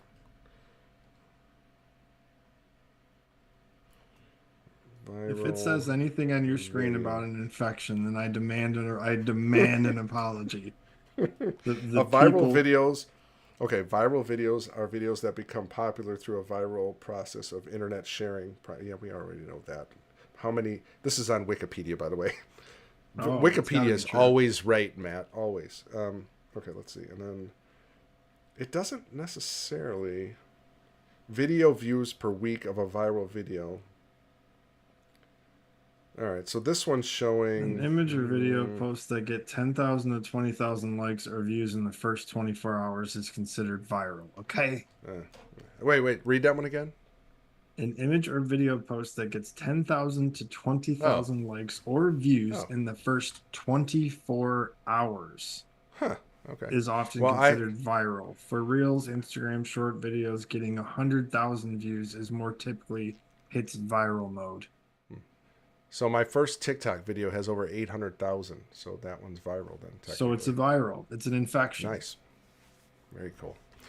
All right. So let's watch this. This looks pretty interesting here.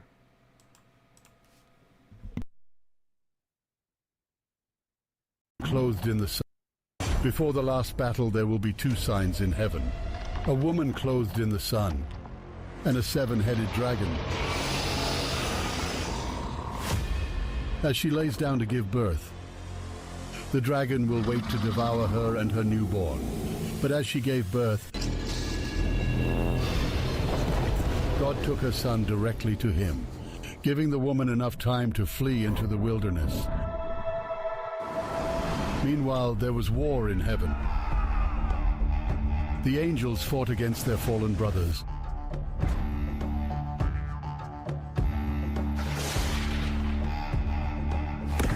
As the battle ensued, Archangel Michael heard his fallen brother in the distance. In Jesus' holy name, I rebuke you, demon.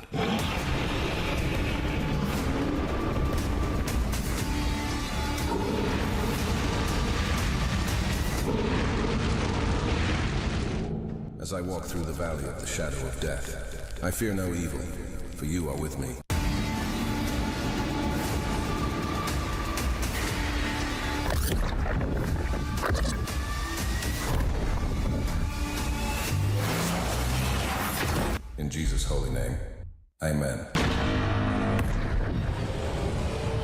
Satan, enraged and furious at his defeat in heaven, begins to search for the woman clothed in the sun. He burns the wilderness in fire. Just as God gives the woman wings of an eagle to escape him, Satan begins to flood the forest, thinking he can drown her before she escapes. Just as soon as the water rises, the earth opens up to swallow the flood, giving the woman enough time to escape to a place God had prepared for her. Satan sets out to wage war on those that believe in Jesus. There are reports from all across the country of a flying beast. The Pentagon hasn't comment. Wait, we have some footage coming through from New York now. Over to you, John. Thanks, Simon. Here we are in New York, and guess what? No flying beast of any kind here. Just another wild conspiracy theory from alligators. Let's get the hell out of here, man!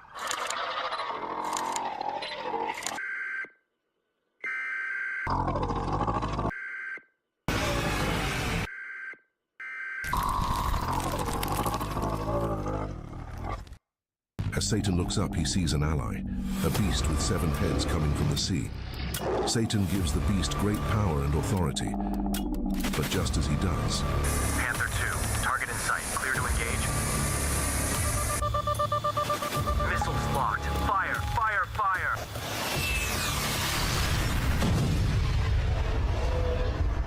Do we have a status report on this dragon? Sir? What? You're gonna want to see this.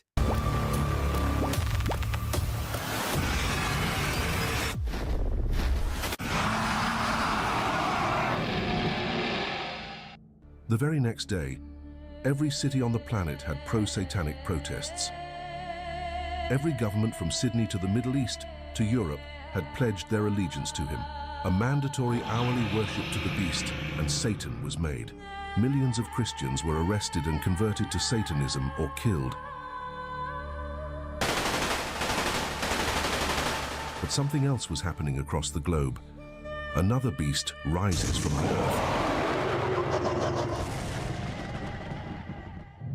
After seeing the power of the other beast, the world praised and welcomed the beast from the earth.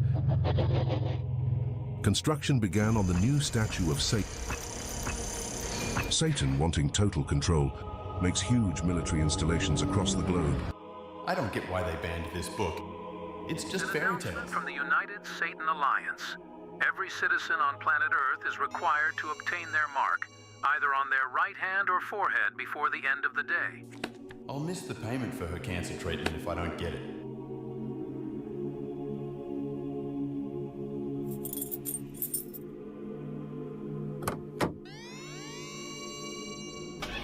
Yes, Mum.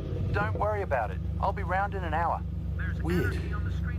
There's nothing even there. Anyone without it can't buy, trade, or sell anything. Look, please. I have kids. I just don't have the mark. We don't serve your filth here, Christian. Put your damn hands up! Anyone found without it is tortured or killed, even though it's invisible to the naked eye, under ultraviolet light. Everyone can see their mark. With the statue of Satan complete, the beast of the earth begins performing wonders, even making fire fall from the sky. Above Mount Zion, the sky opens to a glorious song from heaven.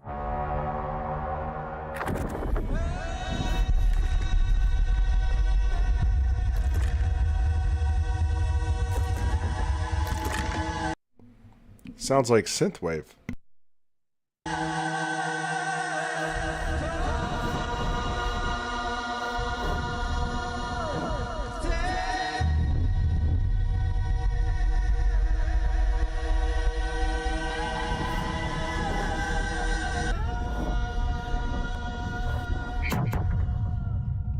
The Lamb.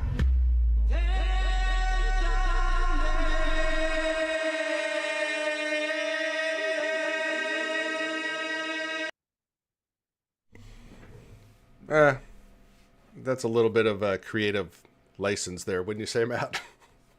Yeah, you think so? I mean, not what I thought it was going to be. Not a fan. that was that's pretty dark. I don't even know what that was. I don't know what that was either. It was interesting. It's about all I can say.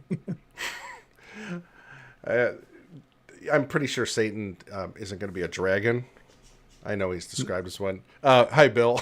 Bill, what'd you think of that video? Cool artwork. I mean, oh, man. Bill, I wish you were here earlier. You'll have to rewind and look at Jesus with a cell phone. I think you'll be interested in that. Taking selfies. Well, and promoting his TikTok. Ooh, this one looks kind of cool. Here, let's check this one out. Hold on. Let's see what this one's all about. This is creation, Matt. This one looks pretty interesting. In the beginning, God created the heavens and the earth. Now the earth was formless and empty.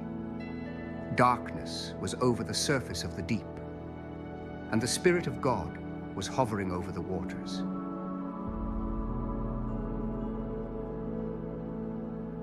And God said, "Let there be light," and there was light.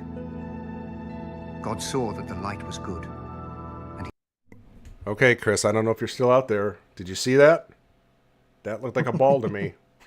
Are you going to start that fire back up? He separated the light from the darkness. God called the light day, and the darkness he called night. And there was evening, and there was morning, the first day.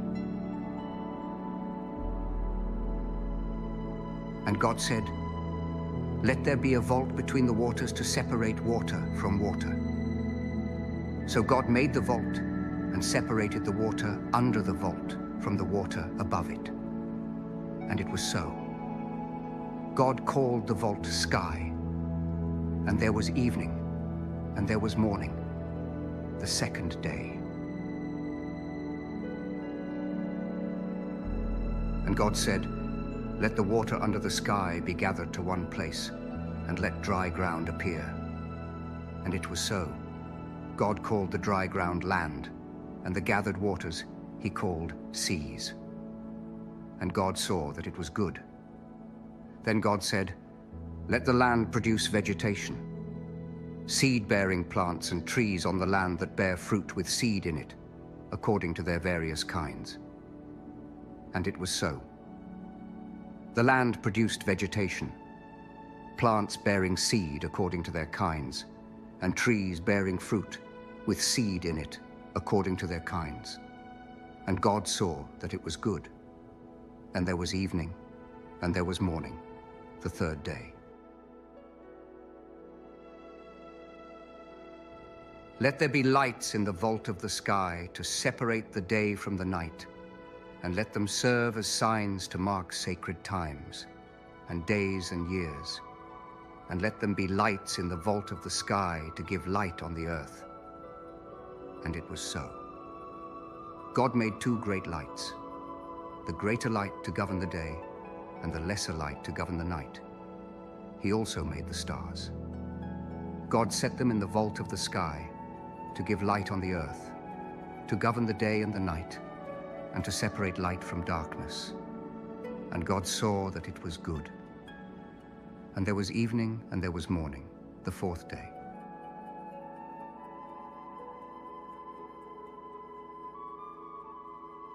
Let the water teem with living creatures, and let birds fly above the earth across the vault of the sky.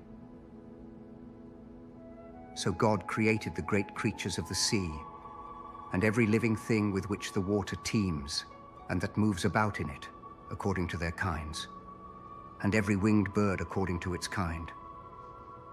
And God saw that it was good. God blessed them and said, "Be fruitful and increase in number, and fill the water in the seas, and let the birds increase on the earth." And there was evening, and there was morning, the fifth day.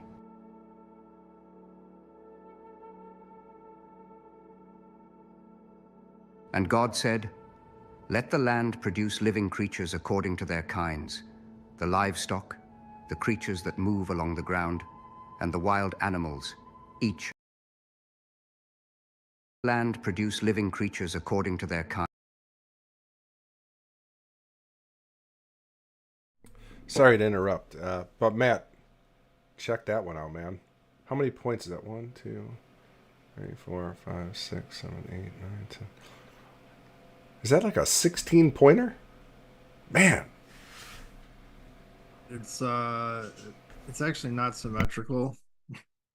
So I mean, if we look So at you're the gonna one pay. side, it's 1, 2, 3, 4, 5 on one side, and then the other side's got 1, 2, 3, 4, 5, 6, 7, 8, 9, 10, 11. That deer would be walking with one side of his head like this.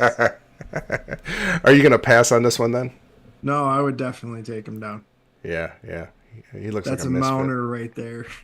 Yep. And God said, "Let the land produce there living we go. creatures according to their Now it's kinds, balanced. the livestock, the creatures that move along the ground, and the wild animals, each according to its kind." And it was so.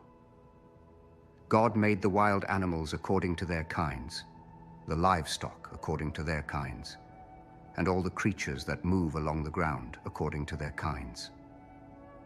And God saw that it was good. Then God said, "Let us make mankind in our image, in our likeness, so that they may Check out Adam's stash. rule over the fish in the sea and the birds in the sky. Never over mind, the it's a shadow. livestock and all the wild animals, and over all the creatures that move along the ground." So God created mankind in his own image. In the image of God, he created them. Male and female, he created them.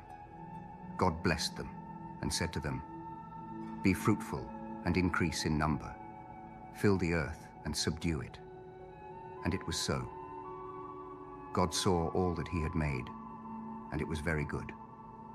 And there was evening, and there was morning, the sixth day. Thus the heavens and the earth were completed in all their vast array. By the seventh day, God had finished the work he had been doing. So on the seventh day, he rested from all his work. Then God blessed the seventh day and made it holy, because on it he rested from all the work of creating that he had done.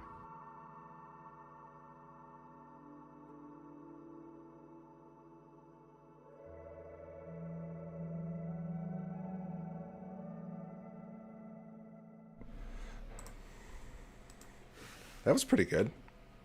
I like that one. Did you? It was pretty good. I had to run away for a second because I realized my computer's about to die. Did you plug it in? I did. I was like, "Where's my charger?" I knew Oh what no! happened. See, mine's constantly plugged in. So, whoops. Whoa. What happened there? Mine's always plugged in. I don't have to worry about it. I'm on a desktop. Let's see if there's any more. Yeah, it's probably enough, I guess. Anyway, I think that's kind of a cool tool to show how maybe some things happen in the Bible, maybe not, maybe not all. Sure. But I do the Jesus face. Like, I gotta say this. Let's go back and look at this picture right here, at that selfie. Like, if I could definitely see, like, I mean, if the Shroud of Turin's real, let's look at this one. I mean, that makes more sense to me, what he would have looked like as a Middle Eastern man. I don't know about the blue eyes. There's not many people in the Middle East that have blue eyes, but it could happen. Like this one, when they were showing up let's see if there was a close-up. There was that one where he was, yeah, right there. Let's see. Avatar would not be doing this if a sign from God. I don't even know if that's blue. That's like a see-through. I was about to say, you consider that to be blue? I don't know what that is. Gray? Maybe like a light gray? Yeah, I mean, like, my eyes are like, I don't know, they're like a yellowish hazel color. They're not like really like one specific color. That's how Jesus's eyes look. in that video, anyways.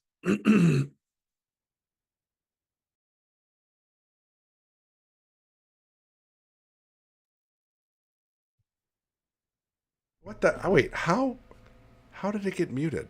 I said, I think that depiction's more real than what we've seen in Renaissance paintings, for sure. I mean, that feminine Jesus is just so ridiculous. And Matt, growing up Catholic, that image was everywhere, everywhere. So, when you're a kid growing up, you're like, in fact, my mom still has in her hallway Jesus's, it's like a deer head. Like it's Jesus's head, like someone made out of, I don't know, ceramic or something, and it's on her wall. It's like, I gotta say, when I was a kid, it was a little, it was kind of terrifying, man. His eyes are always looking at me. It's always looking at me. It was. If I'm not, I should take a picture next time I'm there. I'll send you a pic so you can see what it looks like. It did. It always, because you come down the hall and it was like staring. You're like, whoa. It's still there. Then, She's had it up for like 40 years. You felt the conviction. Mm-hmm. Guilt. Yeah. Walking down the hallway as a teenager after a night of bad things, and you're just like, oh man, I don't even want to go past Jesus. Like, well, if it makes you feel any better, my mom had all kinds of evil crap in my house. Yeah. She was my stepfather's Japanese, and so they have a lot of folklore there, that there are things that ward off evil in Japan, and a lot of them are like these like evil looking devil masks, and those things were hanging all over my house. Like, I forget what they call them. Is it a kabuki mask? But yeah, I think that is what it's called. I had it looks literally like a devil. It's got like horns, and but we had a bunch of those. I used to do a ton of work in Indian people's homes, and not Native Americans. I'm talking about like from India, and they have altars. All of them have an altar somewhere in their house, usually in a spare bedroom. And man, you walk into that room and it is like the creep factor times 10. And they've got all these like gods like hanging, like dangling from the ceiling, and pictures, and they have candles burning all the time, and incense, and dude, it is so creepy. And then I asked, it was funny, this one day I was doing this job for this guy, and this is when my dad was alive. My dad was driving, I was in the back seat, and our customer went with us to Home Depot, so he was in the passenger seat with my dad. And my dad hated when I started talking about God, like, because he grew up Catholic and he thought he knew everything at the time. He did get saved before he died, but so the guy was talking about, hey, I don't think you guys are going to be able to work at the house tomorrow because it's a holiday for us. And I said, oh, well, what's the holiday? And it was some, I don't know, worshiping 1 million gods or something. It was crazy. And I'm like, oh. I said, so can I ask you a question? And my dad looks at me in the rearview mirror and gives me that like, oh gosh, please don't go there. And I'm like, well, how do you know like which God to trust and which ones not to? Like, that's a lot. I said a million, like I said something like, if I had 1 million people, how would I know? I can't be friends with all of them. So how would you be friends with any of these gods, right? And he's like, hi, Storm Girl 25. Good, thanks for stopping by. New face, Matt. It's kind of slow tonight. Like the traffic's low. Like, well, and my thought is you're having a celebration day of 1 million gods. It's bizarre. How do you celebrate them all in one day? like how much time do you allot to each one? Yeah. What if they're not all? I mean, if they're gods, they can't all be all knowing and all powerful, right? So then, you should have jealousy amongst the gods, and then that's what I'm saying. Would demand their own holiday or something. I don't know. It was weird. Synthwave Wednesday, baby. But I will say this, Matt. He did. It was funny when I asked him a few more questions. He kind of just stopped. He's like, those are really good questions I never really thought of. He's like, I don't know. I just do this stuff because it's tradition in our family. Like, he was more Americanized. He's like, I don't really believe in this stuff, but they were still celebrating it. But I'm not joking. Every house I went into, and there was like dozens of them, it was the same thing. They had this altar set up in some spare room or in the garage. And man, as soon as you'd walk in that room, I was always like, oh gosh, I don't want to go in that room. It's so creepy. You don't want to go. Joyful June. Seriously, she comes in clutch again. My mom had a gigantic black velvet painting. Who had black velvet paintings in their house? We had My one. aunt did. We had one, and it was Elvis. Yep. Yeah, and Yep. see you have Jesus on the cross with the crown of thorns hanging in the kitchen when I was growing up. So she stared at that painting quite a bit, but her favorite images of Jesus was when she was a little girl, and there were these children's Bibles that she read. Yeah, those black velvet paintings were epic. Bring them back. Bring them back. Bring them back. They were pretty epic because they had like didn't they have like a shiny thing like on top of the black velvet, like whatever the material was, it was kind of shiny in some parts, and like I remember that Elvis one. That one's like really famous. Like that, you could win that. Remember, you could win that at the local carnival if you like popped a couple balloons or something, or shot the water in the clown's mouth. Yeah, that was fun. Absolutely. Matt, do you remember all the mirrors? They were like probably 6x6 mirrors with your favorite rock bands on I had a bunch of them. I would spend so much money at the carnival just to win one of those bad boys. I think I still have a Def Leppard one from when I was a kid. Ooh. Like Pyromania? Yeah. Oh, baby. That thing's worth gold. It's probably not worth anything, but nevertheless, that was a carnival win. I can't remember all of them. Nothing like giving children a pane of glass to then go run around at a festival with. It is funny to think about now. I can only imagine that there was a lot that never made it home. Well, you've got that pride of winning that mirror in one hand, and then you've got like an elephant ear in the other one, and you're just like so happy. And then all it takes is one of your idiot friends to trip you, and then that just cuts. I don't know. Then you get a shard of Def Leppard right through your stomach. Yeah, it wasn't thought through, but they were still pretty cool. Fast. I mean, they came in like those little cardboard frames. Oh, I forgot about the cardboard. Yeah, it was like a little cardboard frame, so you didn't cut yourself with the sharp edges. They could have at least made them beveled, for crying out loud. I had a bunch of them. I had Van Halen, I know for sure. I had Led Zeppelin, Ted Nugent, maybe. I think I had a Bob Seger one. I don't know. I can't remember. Maybe the Eagles. It was all bands that I didn't really like when I was younger because I was more into like heavy metal or something. But like I knew who they were. But I don't know. I can't remember. I had a bunch of them. But at the time, it was. Let's see. That would have been like speaking of the 80s. That was definitely the 80s. But probably like mid 80s was kind of the peak of that. Like going to the carnival and winning that stuff. And you had them all in your bedroom. Like either. Did you have them like glued to the wall or taped to the wall or something like that? Or no, I had like this. I had this shelf that my grandfather had made. That they just kind of sat there on the shelf. They were displayed there. I had a few different ones. They all eventually got broken. Something happened and they got knocked off and got broken. A 1980 Georgia Bulldogs championship Coke bottle. Okay, so is 80 when Herschel Walker was playing with the Bulldogs? That would have been around that time. Maybe he was a little later. The only thing she ever purchased at a carnival was a 1980 Georgia Bulldogs championship Coke bottle.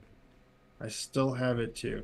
Now, was this just buying a Coke that was commemorative of the Bulldogs championship? I got, gosh, do I have any national champions? Let's see, 1997 that was a championship. I don't remember if I got any memorabilia or not. I wasn't big into the memorabilia stuff. Like I liked it. I thought it was kind of cool, but just like, I don't know, it just collects dust. It sits in some closet somewhere or whatever. Unless you got like a display that you can put everything in. But it's cool having that's actually going to have like some real value. Man, I did some work back then everyone thought that everything had value. Baseball cards, oh yeah, they're going to be worth a lot. There's a select few that are worth a lot. The rest of them aren't worth their weight in paper. Yeah. You don't have the Hannes Wagner card in your possession? No. Babe Ruth? Nope, I had a Mickey Mantle. No, you did not. I did. I had a Mickey Mantle. How'd you get a Mickey Mantle? It's just one of those situations where it came about. My stepdad was an odd trader. We'll just say that. Really? I mean, what happened to it? You sold it for like he 10 he bucks. if he's still no if it's still around, he has it. Because at one point it was locked in the safe in their room, and then I don't know, I went on with my life and long forgot about it. So if anything, he still has it. The Was it in authenticity of the mint? card, I don't know, but it was in, it was graded, and it was in like one of those Wow. nice cases and whatever, but it was a Mickey Mantle.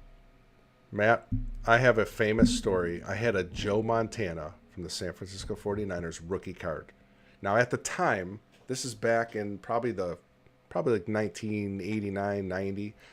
I had this bright idea that I'm like, man, I'm going up to the card shop and I'm going to turn this bad boy in for 300 bucks.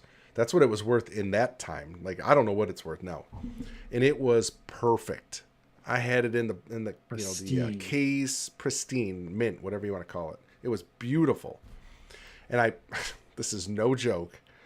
For some ridiculous reason, I decided to pull it out of the cover. And I pull into the parking lot. I still remember this place like yesterday. I pull in the parking lot and I put the Joe Montana rookie card right on the dashboard, right by the steering wheel. I took it out of the case, put it right on the dashboard, and a nice little summer breeze came along and blew that thing right off the dashboard. It fell right on the corner of the card. I'm like, no! It was like in slow motion. I'm like diving to catch this thing. And I'm like, you got to be kidding me. So I'm trying to like flatten it out and stuff before I go in the store, and the guy won't notice, right? This guy's like a professional. And I'm flattening it out. I bring it in there. I saw you through the window. Drop that card, kid. Try again. He didn't say that, but this is I remember. I'll never forget it. I hand it to him, and he's looking at it. He's like, man, Joe Montana rookie card. This is a nice card. Then he's like, too bad it's got this bent corner. He's like, I'll give you like $5. It went from 300 to 5 in that brief 5 minutes. I was so upset. I'm like, no, I'll keep it. I literally still have that card in my set somewhere with that bent corner. I'm like, it had more sentimental value than getting 5 bones for it. Lesson learned. Yeah. Why did I take it out of the case, Matt? I have no idea. Couldn't tell you. So stupid. Yeah. Do you have you probably have a bunch of cards around, don't you? Me? No. I was never like a big collector of different, sort of things like that. I mean, you got to also keep in mind when I was a kid, we were like Section 8, so it's not like I could be like, hey, can I have money for a pack of cards? They were like, Right. no, how about money for like us to eat? And I was like, okay, cool. All right, I'd rather have food than collector's items. I remember at one point I wanted to get into comic books. Like I've always been really into comic books, probably because I guess was an artist. I am an artist. I don't know. I used to draw sorts of things like, off the top of my head, and I was always really fascinated with how masterful they were with their drawings, like how they could do the shading and the gradients. And we're talking about back in like the 80s. These guys were like amazing artists. Now they do it digitally on like iPads and they can just insert everything, but these guys were doing it with pens and pencils, and same thing, creating the storyboards and all these things. It was just amazing to me, and I wanted to start getting comic books, and but we just didn't have the money to actually buy comic books. And so like, even now when I go into like resale shops and like thrift shops and stuff, I always look at their comic books. But I remember my stepdad, he had a friend who was like, he was like I don't know exactly what he did for a living because I was probably all of like 9 or 10 at the time. But I remember he made these Halloween displays that were like insane. Like he would take those old metal garbage cans and he would make these monsters that would like come up and out of the garbage can. And it was like in the 80s he did this. Like he made these animatronics like in his garage. He made these things. And so he obviously was doing very well for himself because of his electronic skills. I don't know what he did, but they had a really nice house, and he had a son my age, and his son had hundreds and hundreds of comic books. So I'm going to be honest with you, full transparency. I really didn't like the kid because he was kind of arrogant and he was a bit mean. But we went over there the one time, and our parents were all partying together or whatever, and I was like, can we have a sleepover? Can I stay over here? Because I literally just wanted to sit back and read all of his comic books and live like vicariously through him. And the sad part about it was like I just really wanted to collect comic books, and this kid could not care less. He was literally like, "You want some of them? Take a stack of them. I don't even care." And he was just like, "Whatever, take a stack of them." And I was like, "Really? I can have them?" And he's like, "Yeah, yeah, whatever ones you want, you can have." And so I wasn't greedy. I picked out probably like 10 of them, and he had like hundreds. And I put them in my book bag, and we went home. And when we got home, my stepdad saw me pull the comic books out because I was excited and I want to get, I wanted to get into reading these books, and I wanted to like try and draw like that or whatever. That's like what my eye was. I'm going to be a comic book artist. And, he looked at me and he's like, "You stole those books." And I was like, "No, I didn't steal those books. He gave them to me." The kid's name was Jeremy. I was like, "Jeremy said I could have them." And he's like, "No, he wouldn't have given you 10 of those books." So we drove back over there, and he basically marched me back in the house and made me return the comic books that I stole. And this kid was so like freaked out by the whole thing. He didn't even defend me or protect me. He didn't even do anything to stop it. Matt, I got to be honest. I was hoping there was a better end to this story. I was hoping you were going to say he gave you that first edition Spider-Man mag, and then you went and bought a Cybertruck. Nope. There was a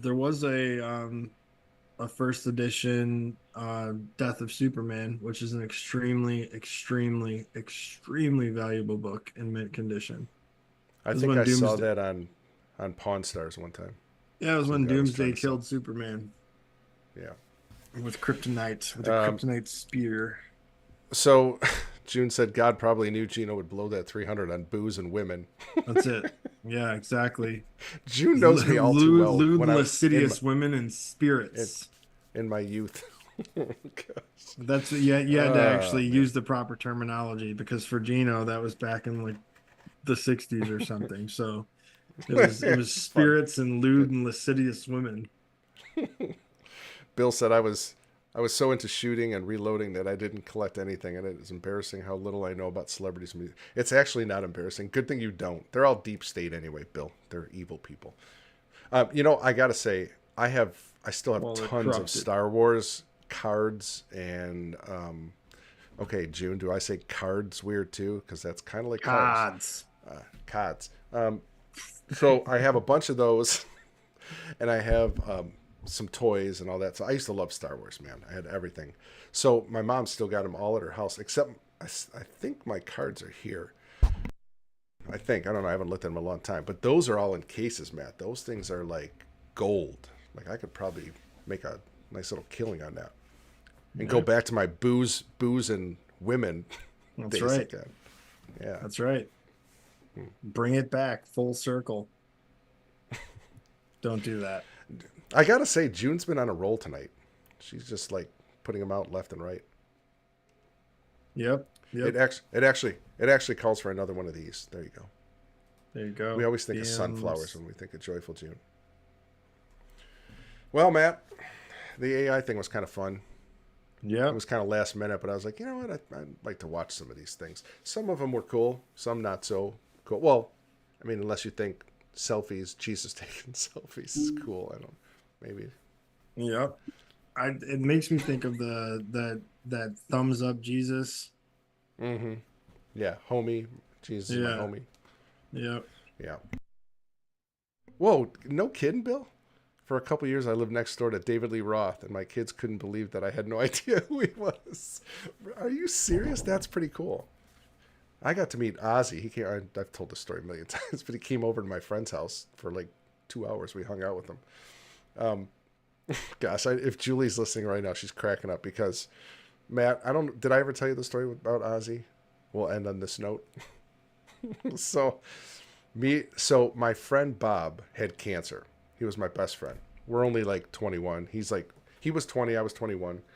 And I helped him for like 2 years to try to go into remission. Like we would work out all the time, and he had it really bad. And we thought he was in remission and everything was going to be good. And then all of a sudden it just came back like gangbusters out of nowhere. It was sad. And so now we're young and we're having a huge party for him at his house. And he's telling me, do you see him? Do you see how beautiful he is? And I'm like, what? Who? And he's like, Jesus, he's right there. And he wasn't on any drugs, so he's already getting ready for death. Now, this is how naive I am at the time. I have no idea he's about to die. Like, I'm literally thinking he's going to be around forever. We're young. We can't die. It's impossible. Even though he's on a hospital bed and hospice is pretty much taking care of him. So we have this big party. Fast forward like 2 weeks later, he was a huge Ozzy fan. And so do you remember the show Family Ties? I do. What you talking about, Willis? Yep, that's the one. That's not Family Ties. but I needed a reason to play that because I had that for so long and I forgot I had it. But anyway, so he knew Skippy on Family Ties. Okay, Skippy was one of the characters. Or he didn't know. His cousin, I'm sorry. His cousin was a fledgling actress, and she knew Skippy. And Skippy knew Ozzy's PR guy. His name was Tom. And so one day he tells me, he's like, hey man, he's like, Ozzy, when he's coming to town here, he might stop by at my house. And I'm like, okay, whatever, dude. Like, I thought he was on like morphine or something. Right. And so have another. So fast forward. Ozzy comes to town and he's doing this like promotional thing at this local bar in Royal Oak, actually, of all places. Remember Metro Music Cafe? It was kind of this cool like place, whatever. Well, so me and two of my other friends are like, dude, Ozzy's coming. Let's go down there tomorrow. Let's hang out. We'll drink cheap beer and get an autograph or something. So we get there Back super to the lewd early. and lascivious women. Yeah, exactly. We get there at like 11 a.m. and we're drinking like 50-cent beers. And I mean, yeah, you can just know where that's going. So Ozzy's late. He's supposed to be there at like 4:30 or 5. He shows up at 7. And so we're waiting and waiting, and the place is packed waiting for him. He finally gets there. He walks in, and he gets to the microphone. He's like, thank you all for... I can't do an eye. Thank you all for coming. I gotta... And then I thought he said, I'm sorry I'm late. I have throat cancer. So I was like... No, he said, I'm sorry I'm late. I was with dancers. I'm like, holy crap. I'm like, and it's super loud in the bar. So I lean over to my buddy Ken and I'm like, dude, did you hear that? Ozzy's got throat cancer. And he's like, and he uses an expletive and he's like, you blank hole. He's like, he didn't say he's got throat cancer. He says he's going to see a sick friend with cancer. And I'm like, and they're like, he's going to Bob's house. So we jump in the car, we cruise over to Bob's house, and sure enough, we get to Bob's, and Bob's like, he's like, dude, Ozzy's on his way. We're like, yeah, we know, we were at the bar, blah blah blah. So like a half hour later, Ozzy pulls up in his stretch limousine. Him and his PR guy get out of the car. Dude, it's like, it was so surreal. He comes walking up, and he comes in, and now mind you, at the bar, he was only there for about 20 minutes. He hangs out with us for 2 hours. There's like 10 of us. And I was pelting him with question after question. I was probably driving him crazy. But he's answering them all. He was super cool. And at the time, he wasn't drinking or on drugs. He was on the wagon and stuff. And so we got to spend 2 hours with him. And then he tells Bob, he's like, hey, Bob, he says, if you want to go to my show, I'll get you backstage passes and, shirts and hats and stuff and all this stuff. And he's like, you're more than welcome to come. Here's my PR's Tom's number. Gave him his personal number. Well, I mean, Bob died like a week later. Like, he was real sick, so there was no way he was going to go. So now I worked for Bob's stepdad. He owned a lawn spraying company. And so Bob dies. We're both bummed out. It's his stepdad. We're out spraying lawns, and he's like, hey, let's go back to the house and eat some lunch. So we go back, and we're sitting at the table, and we're both still kind of bummed out. And the phone rings. And Chris picks up the phone and he's like, oh, hey, Ozzy. And I'm like, what? He's like, Bob really enjoyed your company. He says, but, and thank you so much for coming. But Bob passed away, last week. And then there's this like silence on the phone. And I hear Ozzy say, I'm really sorry. He was a great kid. He says, it was my pleasure to meet him. Like, it was so like down to earth, really cool. And that was like the Ozzy story, right? So Julie's already laughing in the chat because I thought he said I have throat cancer, but it was really, I mean, now look, Is Ozzy a Christian? No, he isn't. Okay, I wish he was. I wish he would convert. But at the time, it was cool. You're a kid, and your hero is right there in the room with you, answering questions. I mean, it was so surreal. Prairie Fire, yes, she's a local. A Day of Fun. Let's see, where was that? I remember Metro Music Cafe. Yeah, so that was a cool place, wasn't it, Prairie? We used to go there quite a bit. Maybe we met there before. Who knows? A Day of Fun fixing stuff and petting turkeys, chickens at the sanctuary. Ooh, nice. I swear I heard this Ozzy story from someone else on Pilled. No, it was probably me. I probably told it a million times. Sorry. Actually, I think when I was on Ron's on Better Lately, I think we talked about that. So maybe that's where you heard it. Yeah. Anyway. All right, Matt. That was my brush with fame, and also meeting Andrew Dice Clay when I was working out one day at Vic Tanny. Remember my stepdad had a limousine, and apparently his polka dot limousine broke down one night, and so they were calling for people who had good pot and who had access to a limousine, and that was my stepdad. So he had me go with them to basically like open the doors or whatever, and we drove Andrew Dice Clay around that night while he partied. Yeah, and I was like 11 years old. So Andrew Dice, it was a Saturday afternoon. We go to me and my buddy Jeff, who actually was Bob's neighbor, and he died of cancer just a few years ago. One of my good friends, Jeff, miss him a ton. But we were to work out on a Saturday afternoon. Nobody's there. We're doing shoulders, and Matt, believe it or not, I actually used to have a physique. Like this? I had some decent shoulder. Yeah, just like that. I had some shoulders, and so we're doing shoulders, and all of a sudden, a guy sits next to us, and my buddy's like, "Dude, that's Dice Clay." I'm like, "What? There's no way he's here working out." What? And it was him and his bodyguard. And I thought he'd have a smoke in his hand. Remember, he always had that cigarette. Sure. But no cigarette. They wouldn't allow that in Vic Tanny's. And so he's watching us work out, and it was kind of nerve-wracking. I'm like, what the heck? What is he staring at? Well, then he's like, and I can't do a Dice impersonation either. "Hey, kid." Whatever. He's like, "What do you do for shoulders?" That sounds more like Rodney Dangerfield, doesn't it? Sorry. A little bit. And so, I'm like, "Well, I don't know. I just do these, with dumbbells, and then we do some presses or whatever." And he's like, and he just shakes his head. Then he goes, and he had like a wife beater like t-shirt on. Oh my gosh, it was funny. Ooh, Joyful June met MC Hammer, his tour bus and his crew at an IHOP.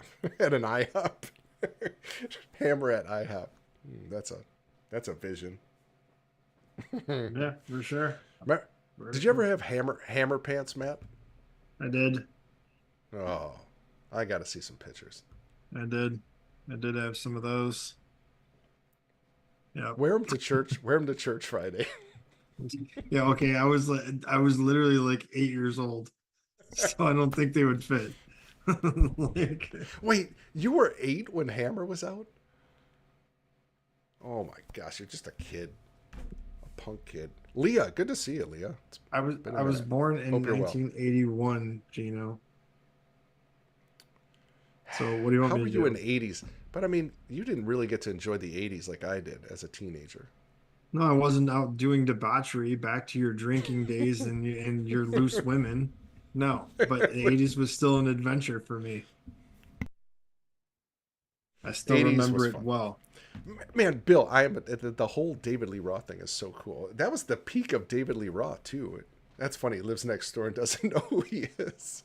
I wonder if David Lee Roth was out cutting his grass with those flamboyant outfits he used to wear. You think he had like the what do they call those things? The tassels that dangle from his fringes. Oh my gosh. His feathered hair and makeup. Yeah, I mean, I would probably be honestly a lot like him. I've never really been much for celebrity, so it's just never really been a fascination of mine. There was a pool hall right by my high school, and we ditched school one day and freshman year, and we went in there, and Alice Cooper was in there.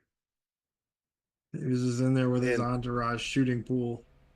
Was he in full makeup or no? No, No, he was just hanging out. They were playing a show that night or whatever, and he was just hanging out. It was a place called um, Joe's Pop Shop, and he happened to be in there. It was like, there's Alice Cooper. There he is. We also ran He's into not. Nikki Six in Hot Topic. Oh, that could be dangerous. I will say this about Alice Cooper: not the most handsome man in the world. Didn't have to be. That was part of the Yeah, idea. You yeah. know, I remember I had a buddy who was fascinated with Motley Crue. He loved Motley Crue, and we were going to see Motley Crue at Pine Knob. I mean, then it was DTE. I think it's Pine Knob again. I don't know. It's hard to keep track. I haven't been to a show there in a long time, but we were going there to see Motley Crue that night, and he wanted to go to Hot Topic to get leather pants.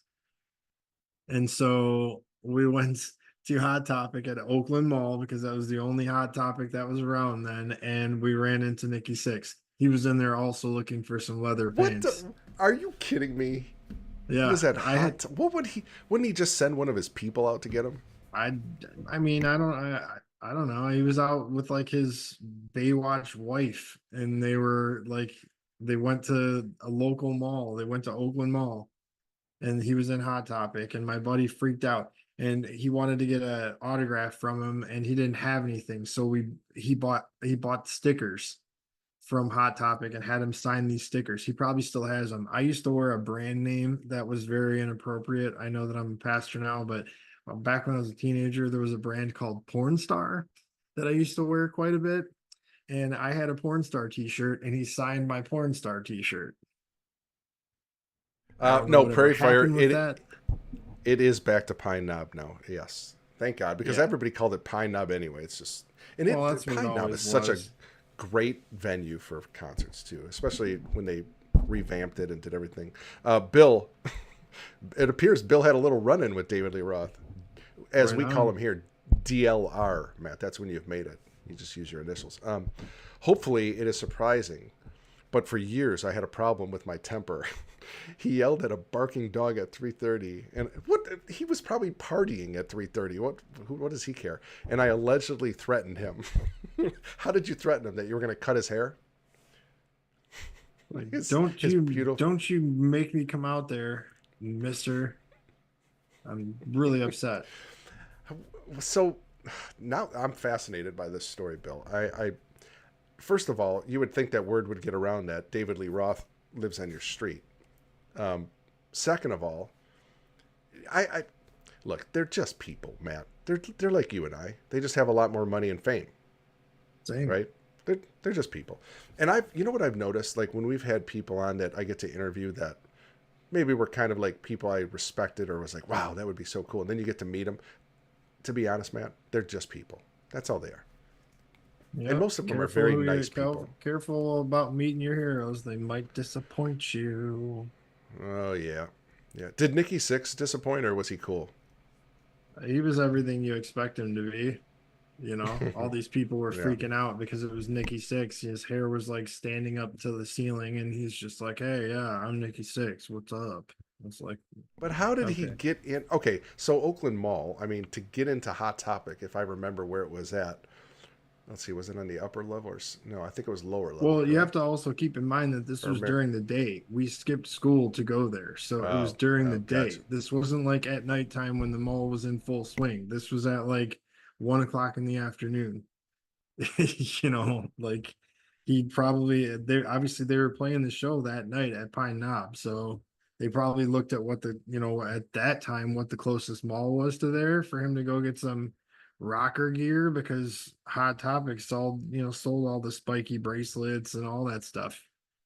Your rock star gear was basically sold at Hot Topic. Every band T-shirt, that's what it was. Now it's full of like all kinds of crazy evil stuff, but it's all like this weird satanic stuff that they sell in there now. But back then it was like a cool place to get CDs and rock T-shirts and whatever. But yeah, I don't I know. remember. We just went in there and there he was. Wait, Merry-Go-Round was definitely on the lower level. And then Hot Topic was I think it was on the second floor. Yeah. I couldn't tell you because I'd literally only been to that mall like one time at that point.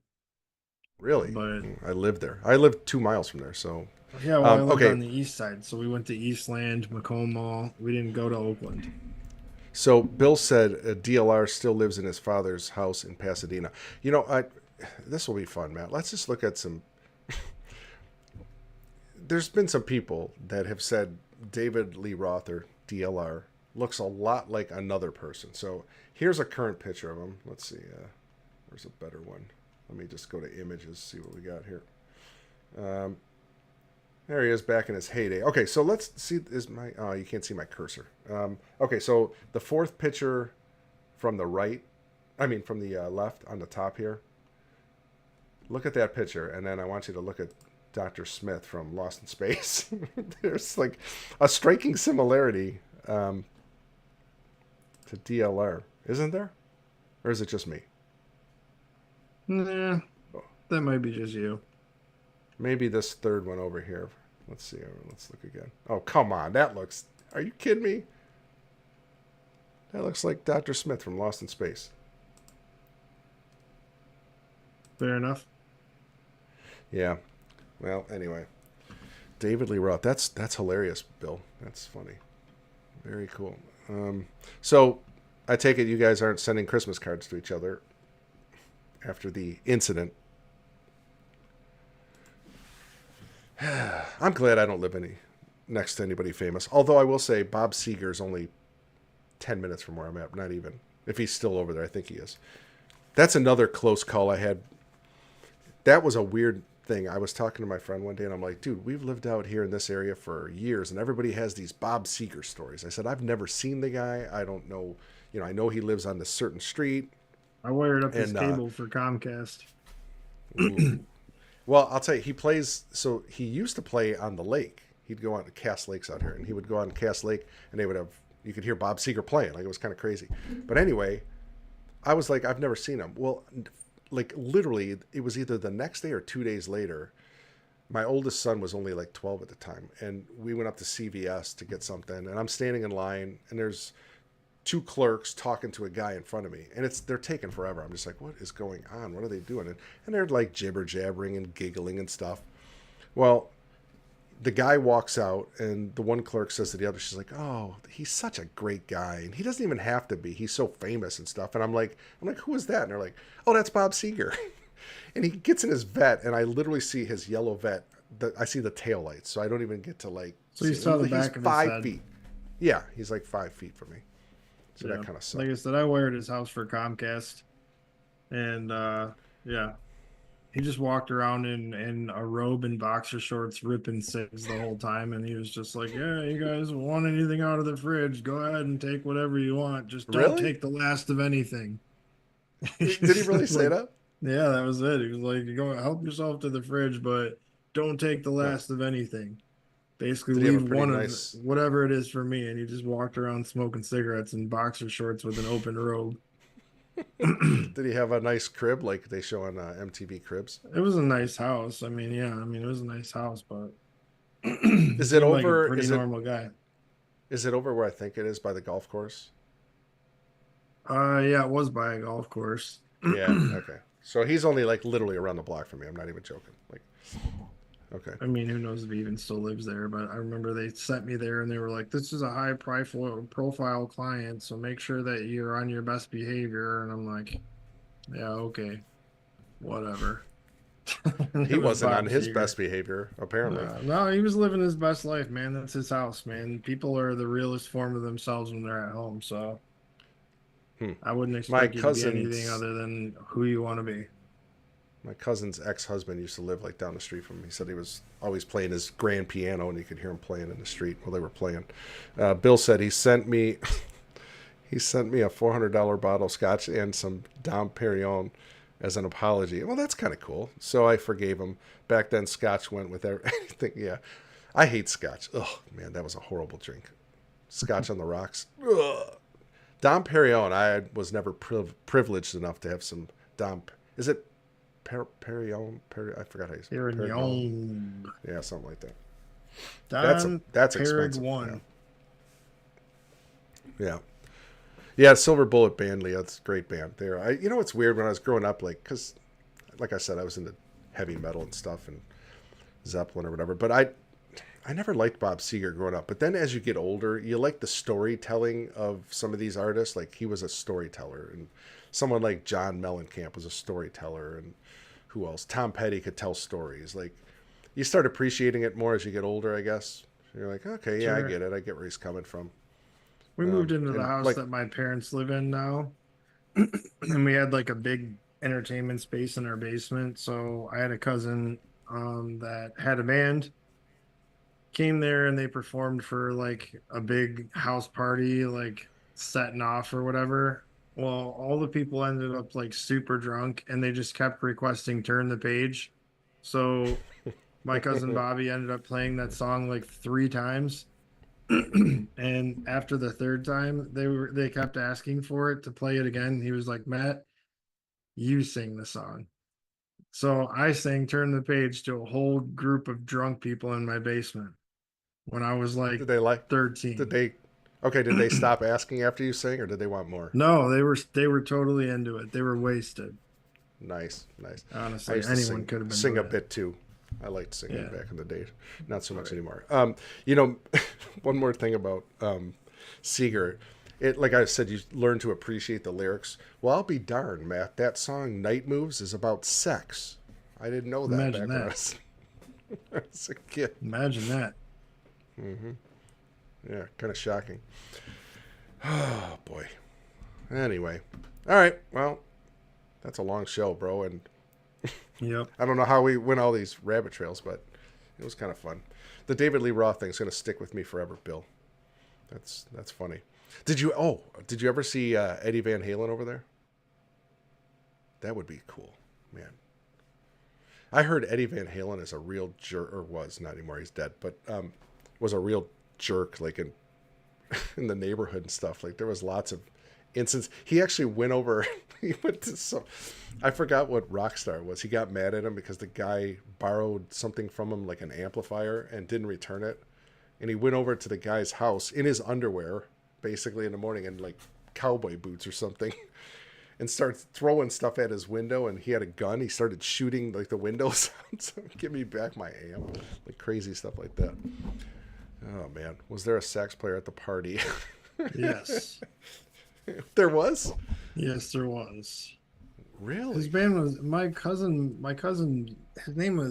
his band name, his stage name was Bobby Black, and he had like a 8-piece band, and he was actually really well known, like all around our area.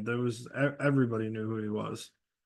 Unfortunately, he passed away a couple of years ago. He got into a motorcycle accident, but he was really, really well known. Like he played in bands ever since I was a little kid. He was like 10 years older than me, so but he was always playing in bands. Like the music was his life. So yeah, their band was like it had like 8 members. They played covers of like it amazed me how he could somehow remember hundreds of songs on the guitar. You could just mention one and he could play it. It was like and play it like masterfully. He was really blessed in that way. How That's have for you sure. not mentioned John 5 in this episode, Matt? Oh, He's your yeah, wife's yeah. cousin, for crying out loud. The Yep. greatest guitar player in the world, supposedly, right now, right? Well, he's up there. Yeah, he's up there. Here, it's John 5, right? Isn't that what he goes by? Yeah, that's his stage name. Do you call him 5 when you see him? I don't see him, man. He lives in California. Yeah, And so at this I point, think he's playing. his father passed away like probably like 10 years ago. And then my wife's aunt, who was married to his father, she passed away. It's probably been a couple of years now. So, but I did just Isn't see he- John's sister at one of the festivals we were at. He has a sister named Mary, and I just saw her. We just saw her over the summer. She was Mary telling us 5 about John. or is it Mary 4? No, her last their birth name was Lowry, but Shh, you she's just got gave it away. Yeah, whatever. Google Matt. it, man. Speaking of, so he's in Motley Crue, isn't he? I think he is in Motley Crue now. Yeah. The boys Bill been said around. the whole band planned a reunion and practiced over there. Oh my gosh, Bill! Please, is there video of this or something? That'd be really cool to see. No. Can you imagine Next Door and Van Halen, which was the biggest band pretty much in the world at the time, rock band, practicing next door, like playing, I don't know, Jump or Panama, or because that would have been probably that time frame, Bill, I'm guessing, mid 80s at their peak. Oh boy. And inquiring minds want to know, did Bill drink all of that scotch by himself, or did he share? In one evening. In a paper bag. Yep. My best friend Miguel Fornia, and his band played a party at the house, and they did some Van Halen cover song. Wait, Miguel Fornia, why do I know that? Who is did John 5 ever play with Nikki Sixx? Yeah, he's playing with them right now, Prairie. Yeah, he's playing with them right now. They're on tour. Wait a minute, Bill. Miguel Fornia. Who is? Why do I know that name? I got to Google this. I just heard this recently. Miguel. Is it Miguel Fornia? Yeah. Fornia. Yeah. Okay, let's see.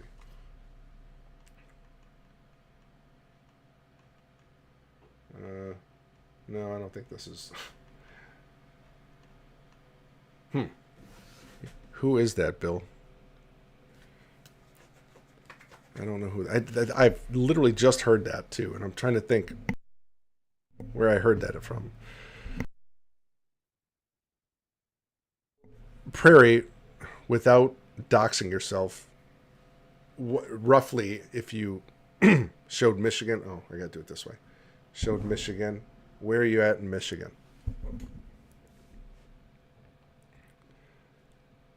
Have you ever heard of Miguel Fornia? Not in my life. Best friend. His band. I'm not even joking. I just heard that for the first time recently, so I'm interested in knowing who that is.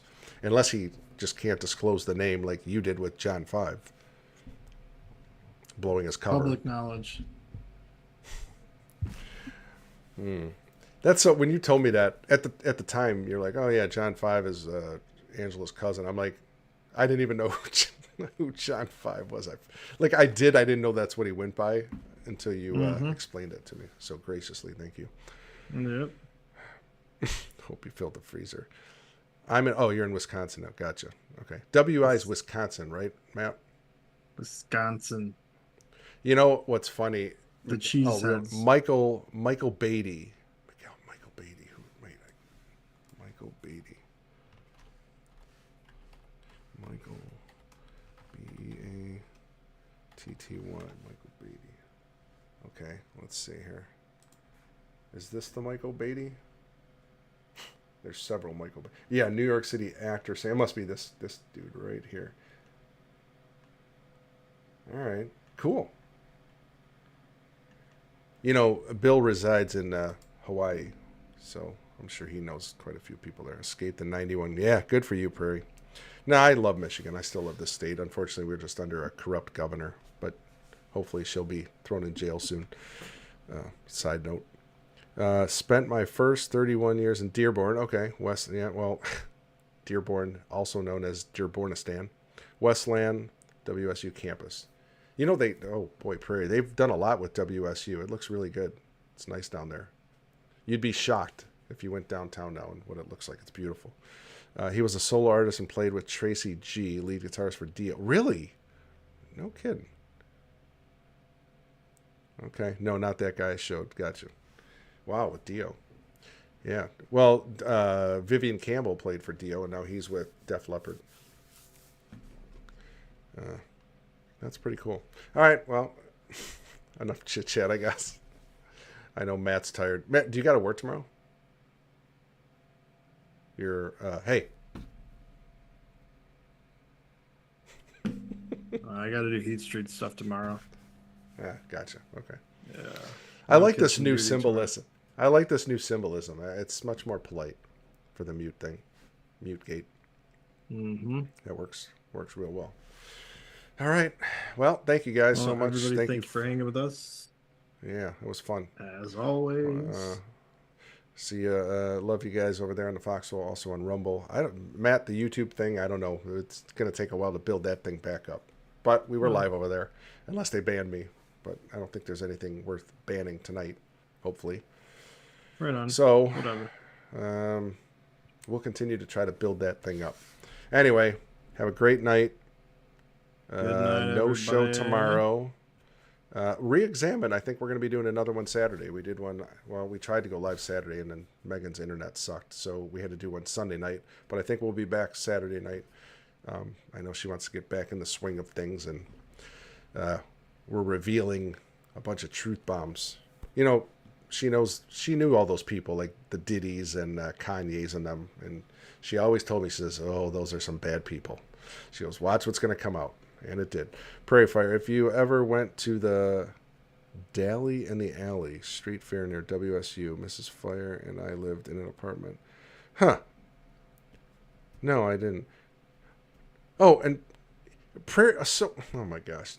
This is a little embarrassing, Matt. I always assumed Prairie Fire was female. Prairie Fire is male, because he said him and Mrs. Fire lived in an apartment that looked over that alley. Huh, cool. My apologies, Prairie Fire. Thanks for joining us, brother. Yeah. You know, that's the one thing about this, Matt, this whole chat thing. When you've got all these aliases running around, it's really hard. Yeah, that was the that sticker with Megan holding her new kitty. Yeah, that was from Saturday or Sunday. Yeah. That was funny. Okay. All right, guys. Have a great night. Be blessed. Take care.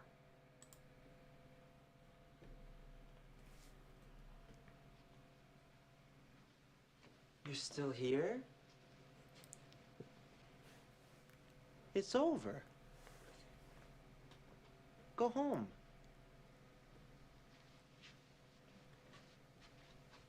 Go.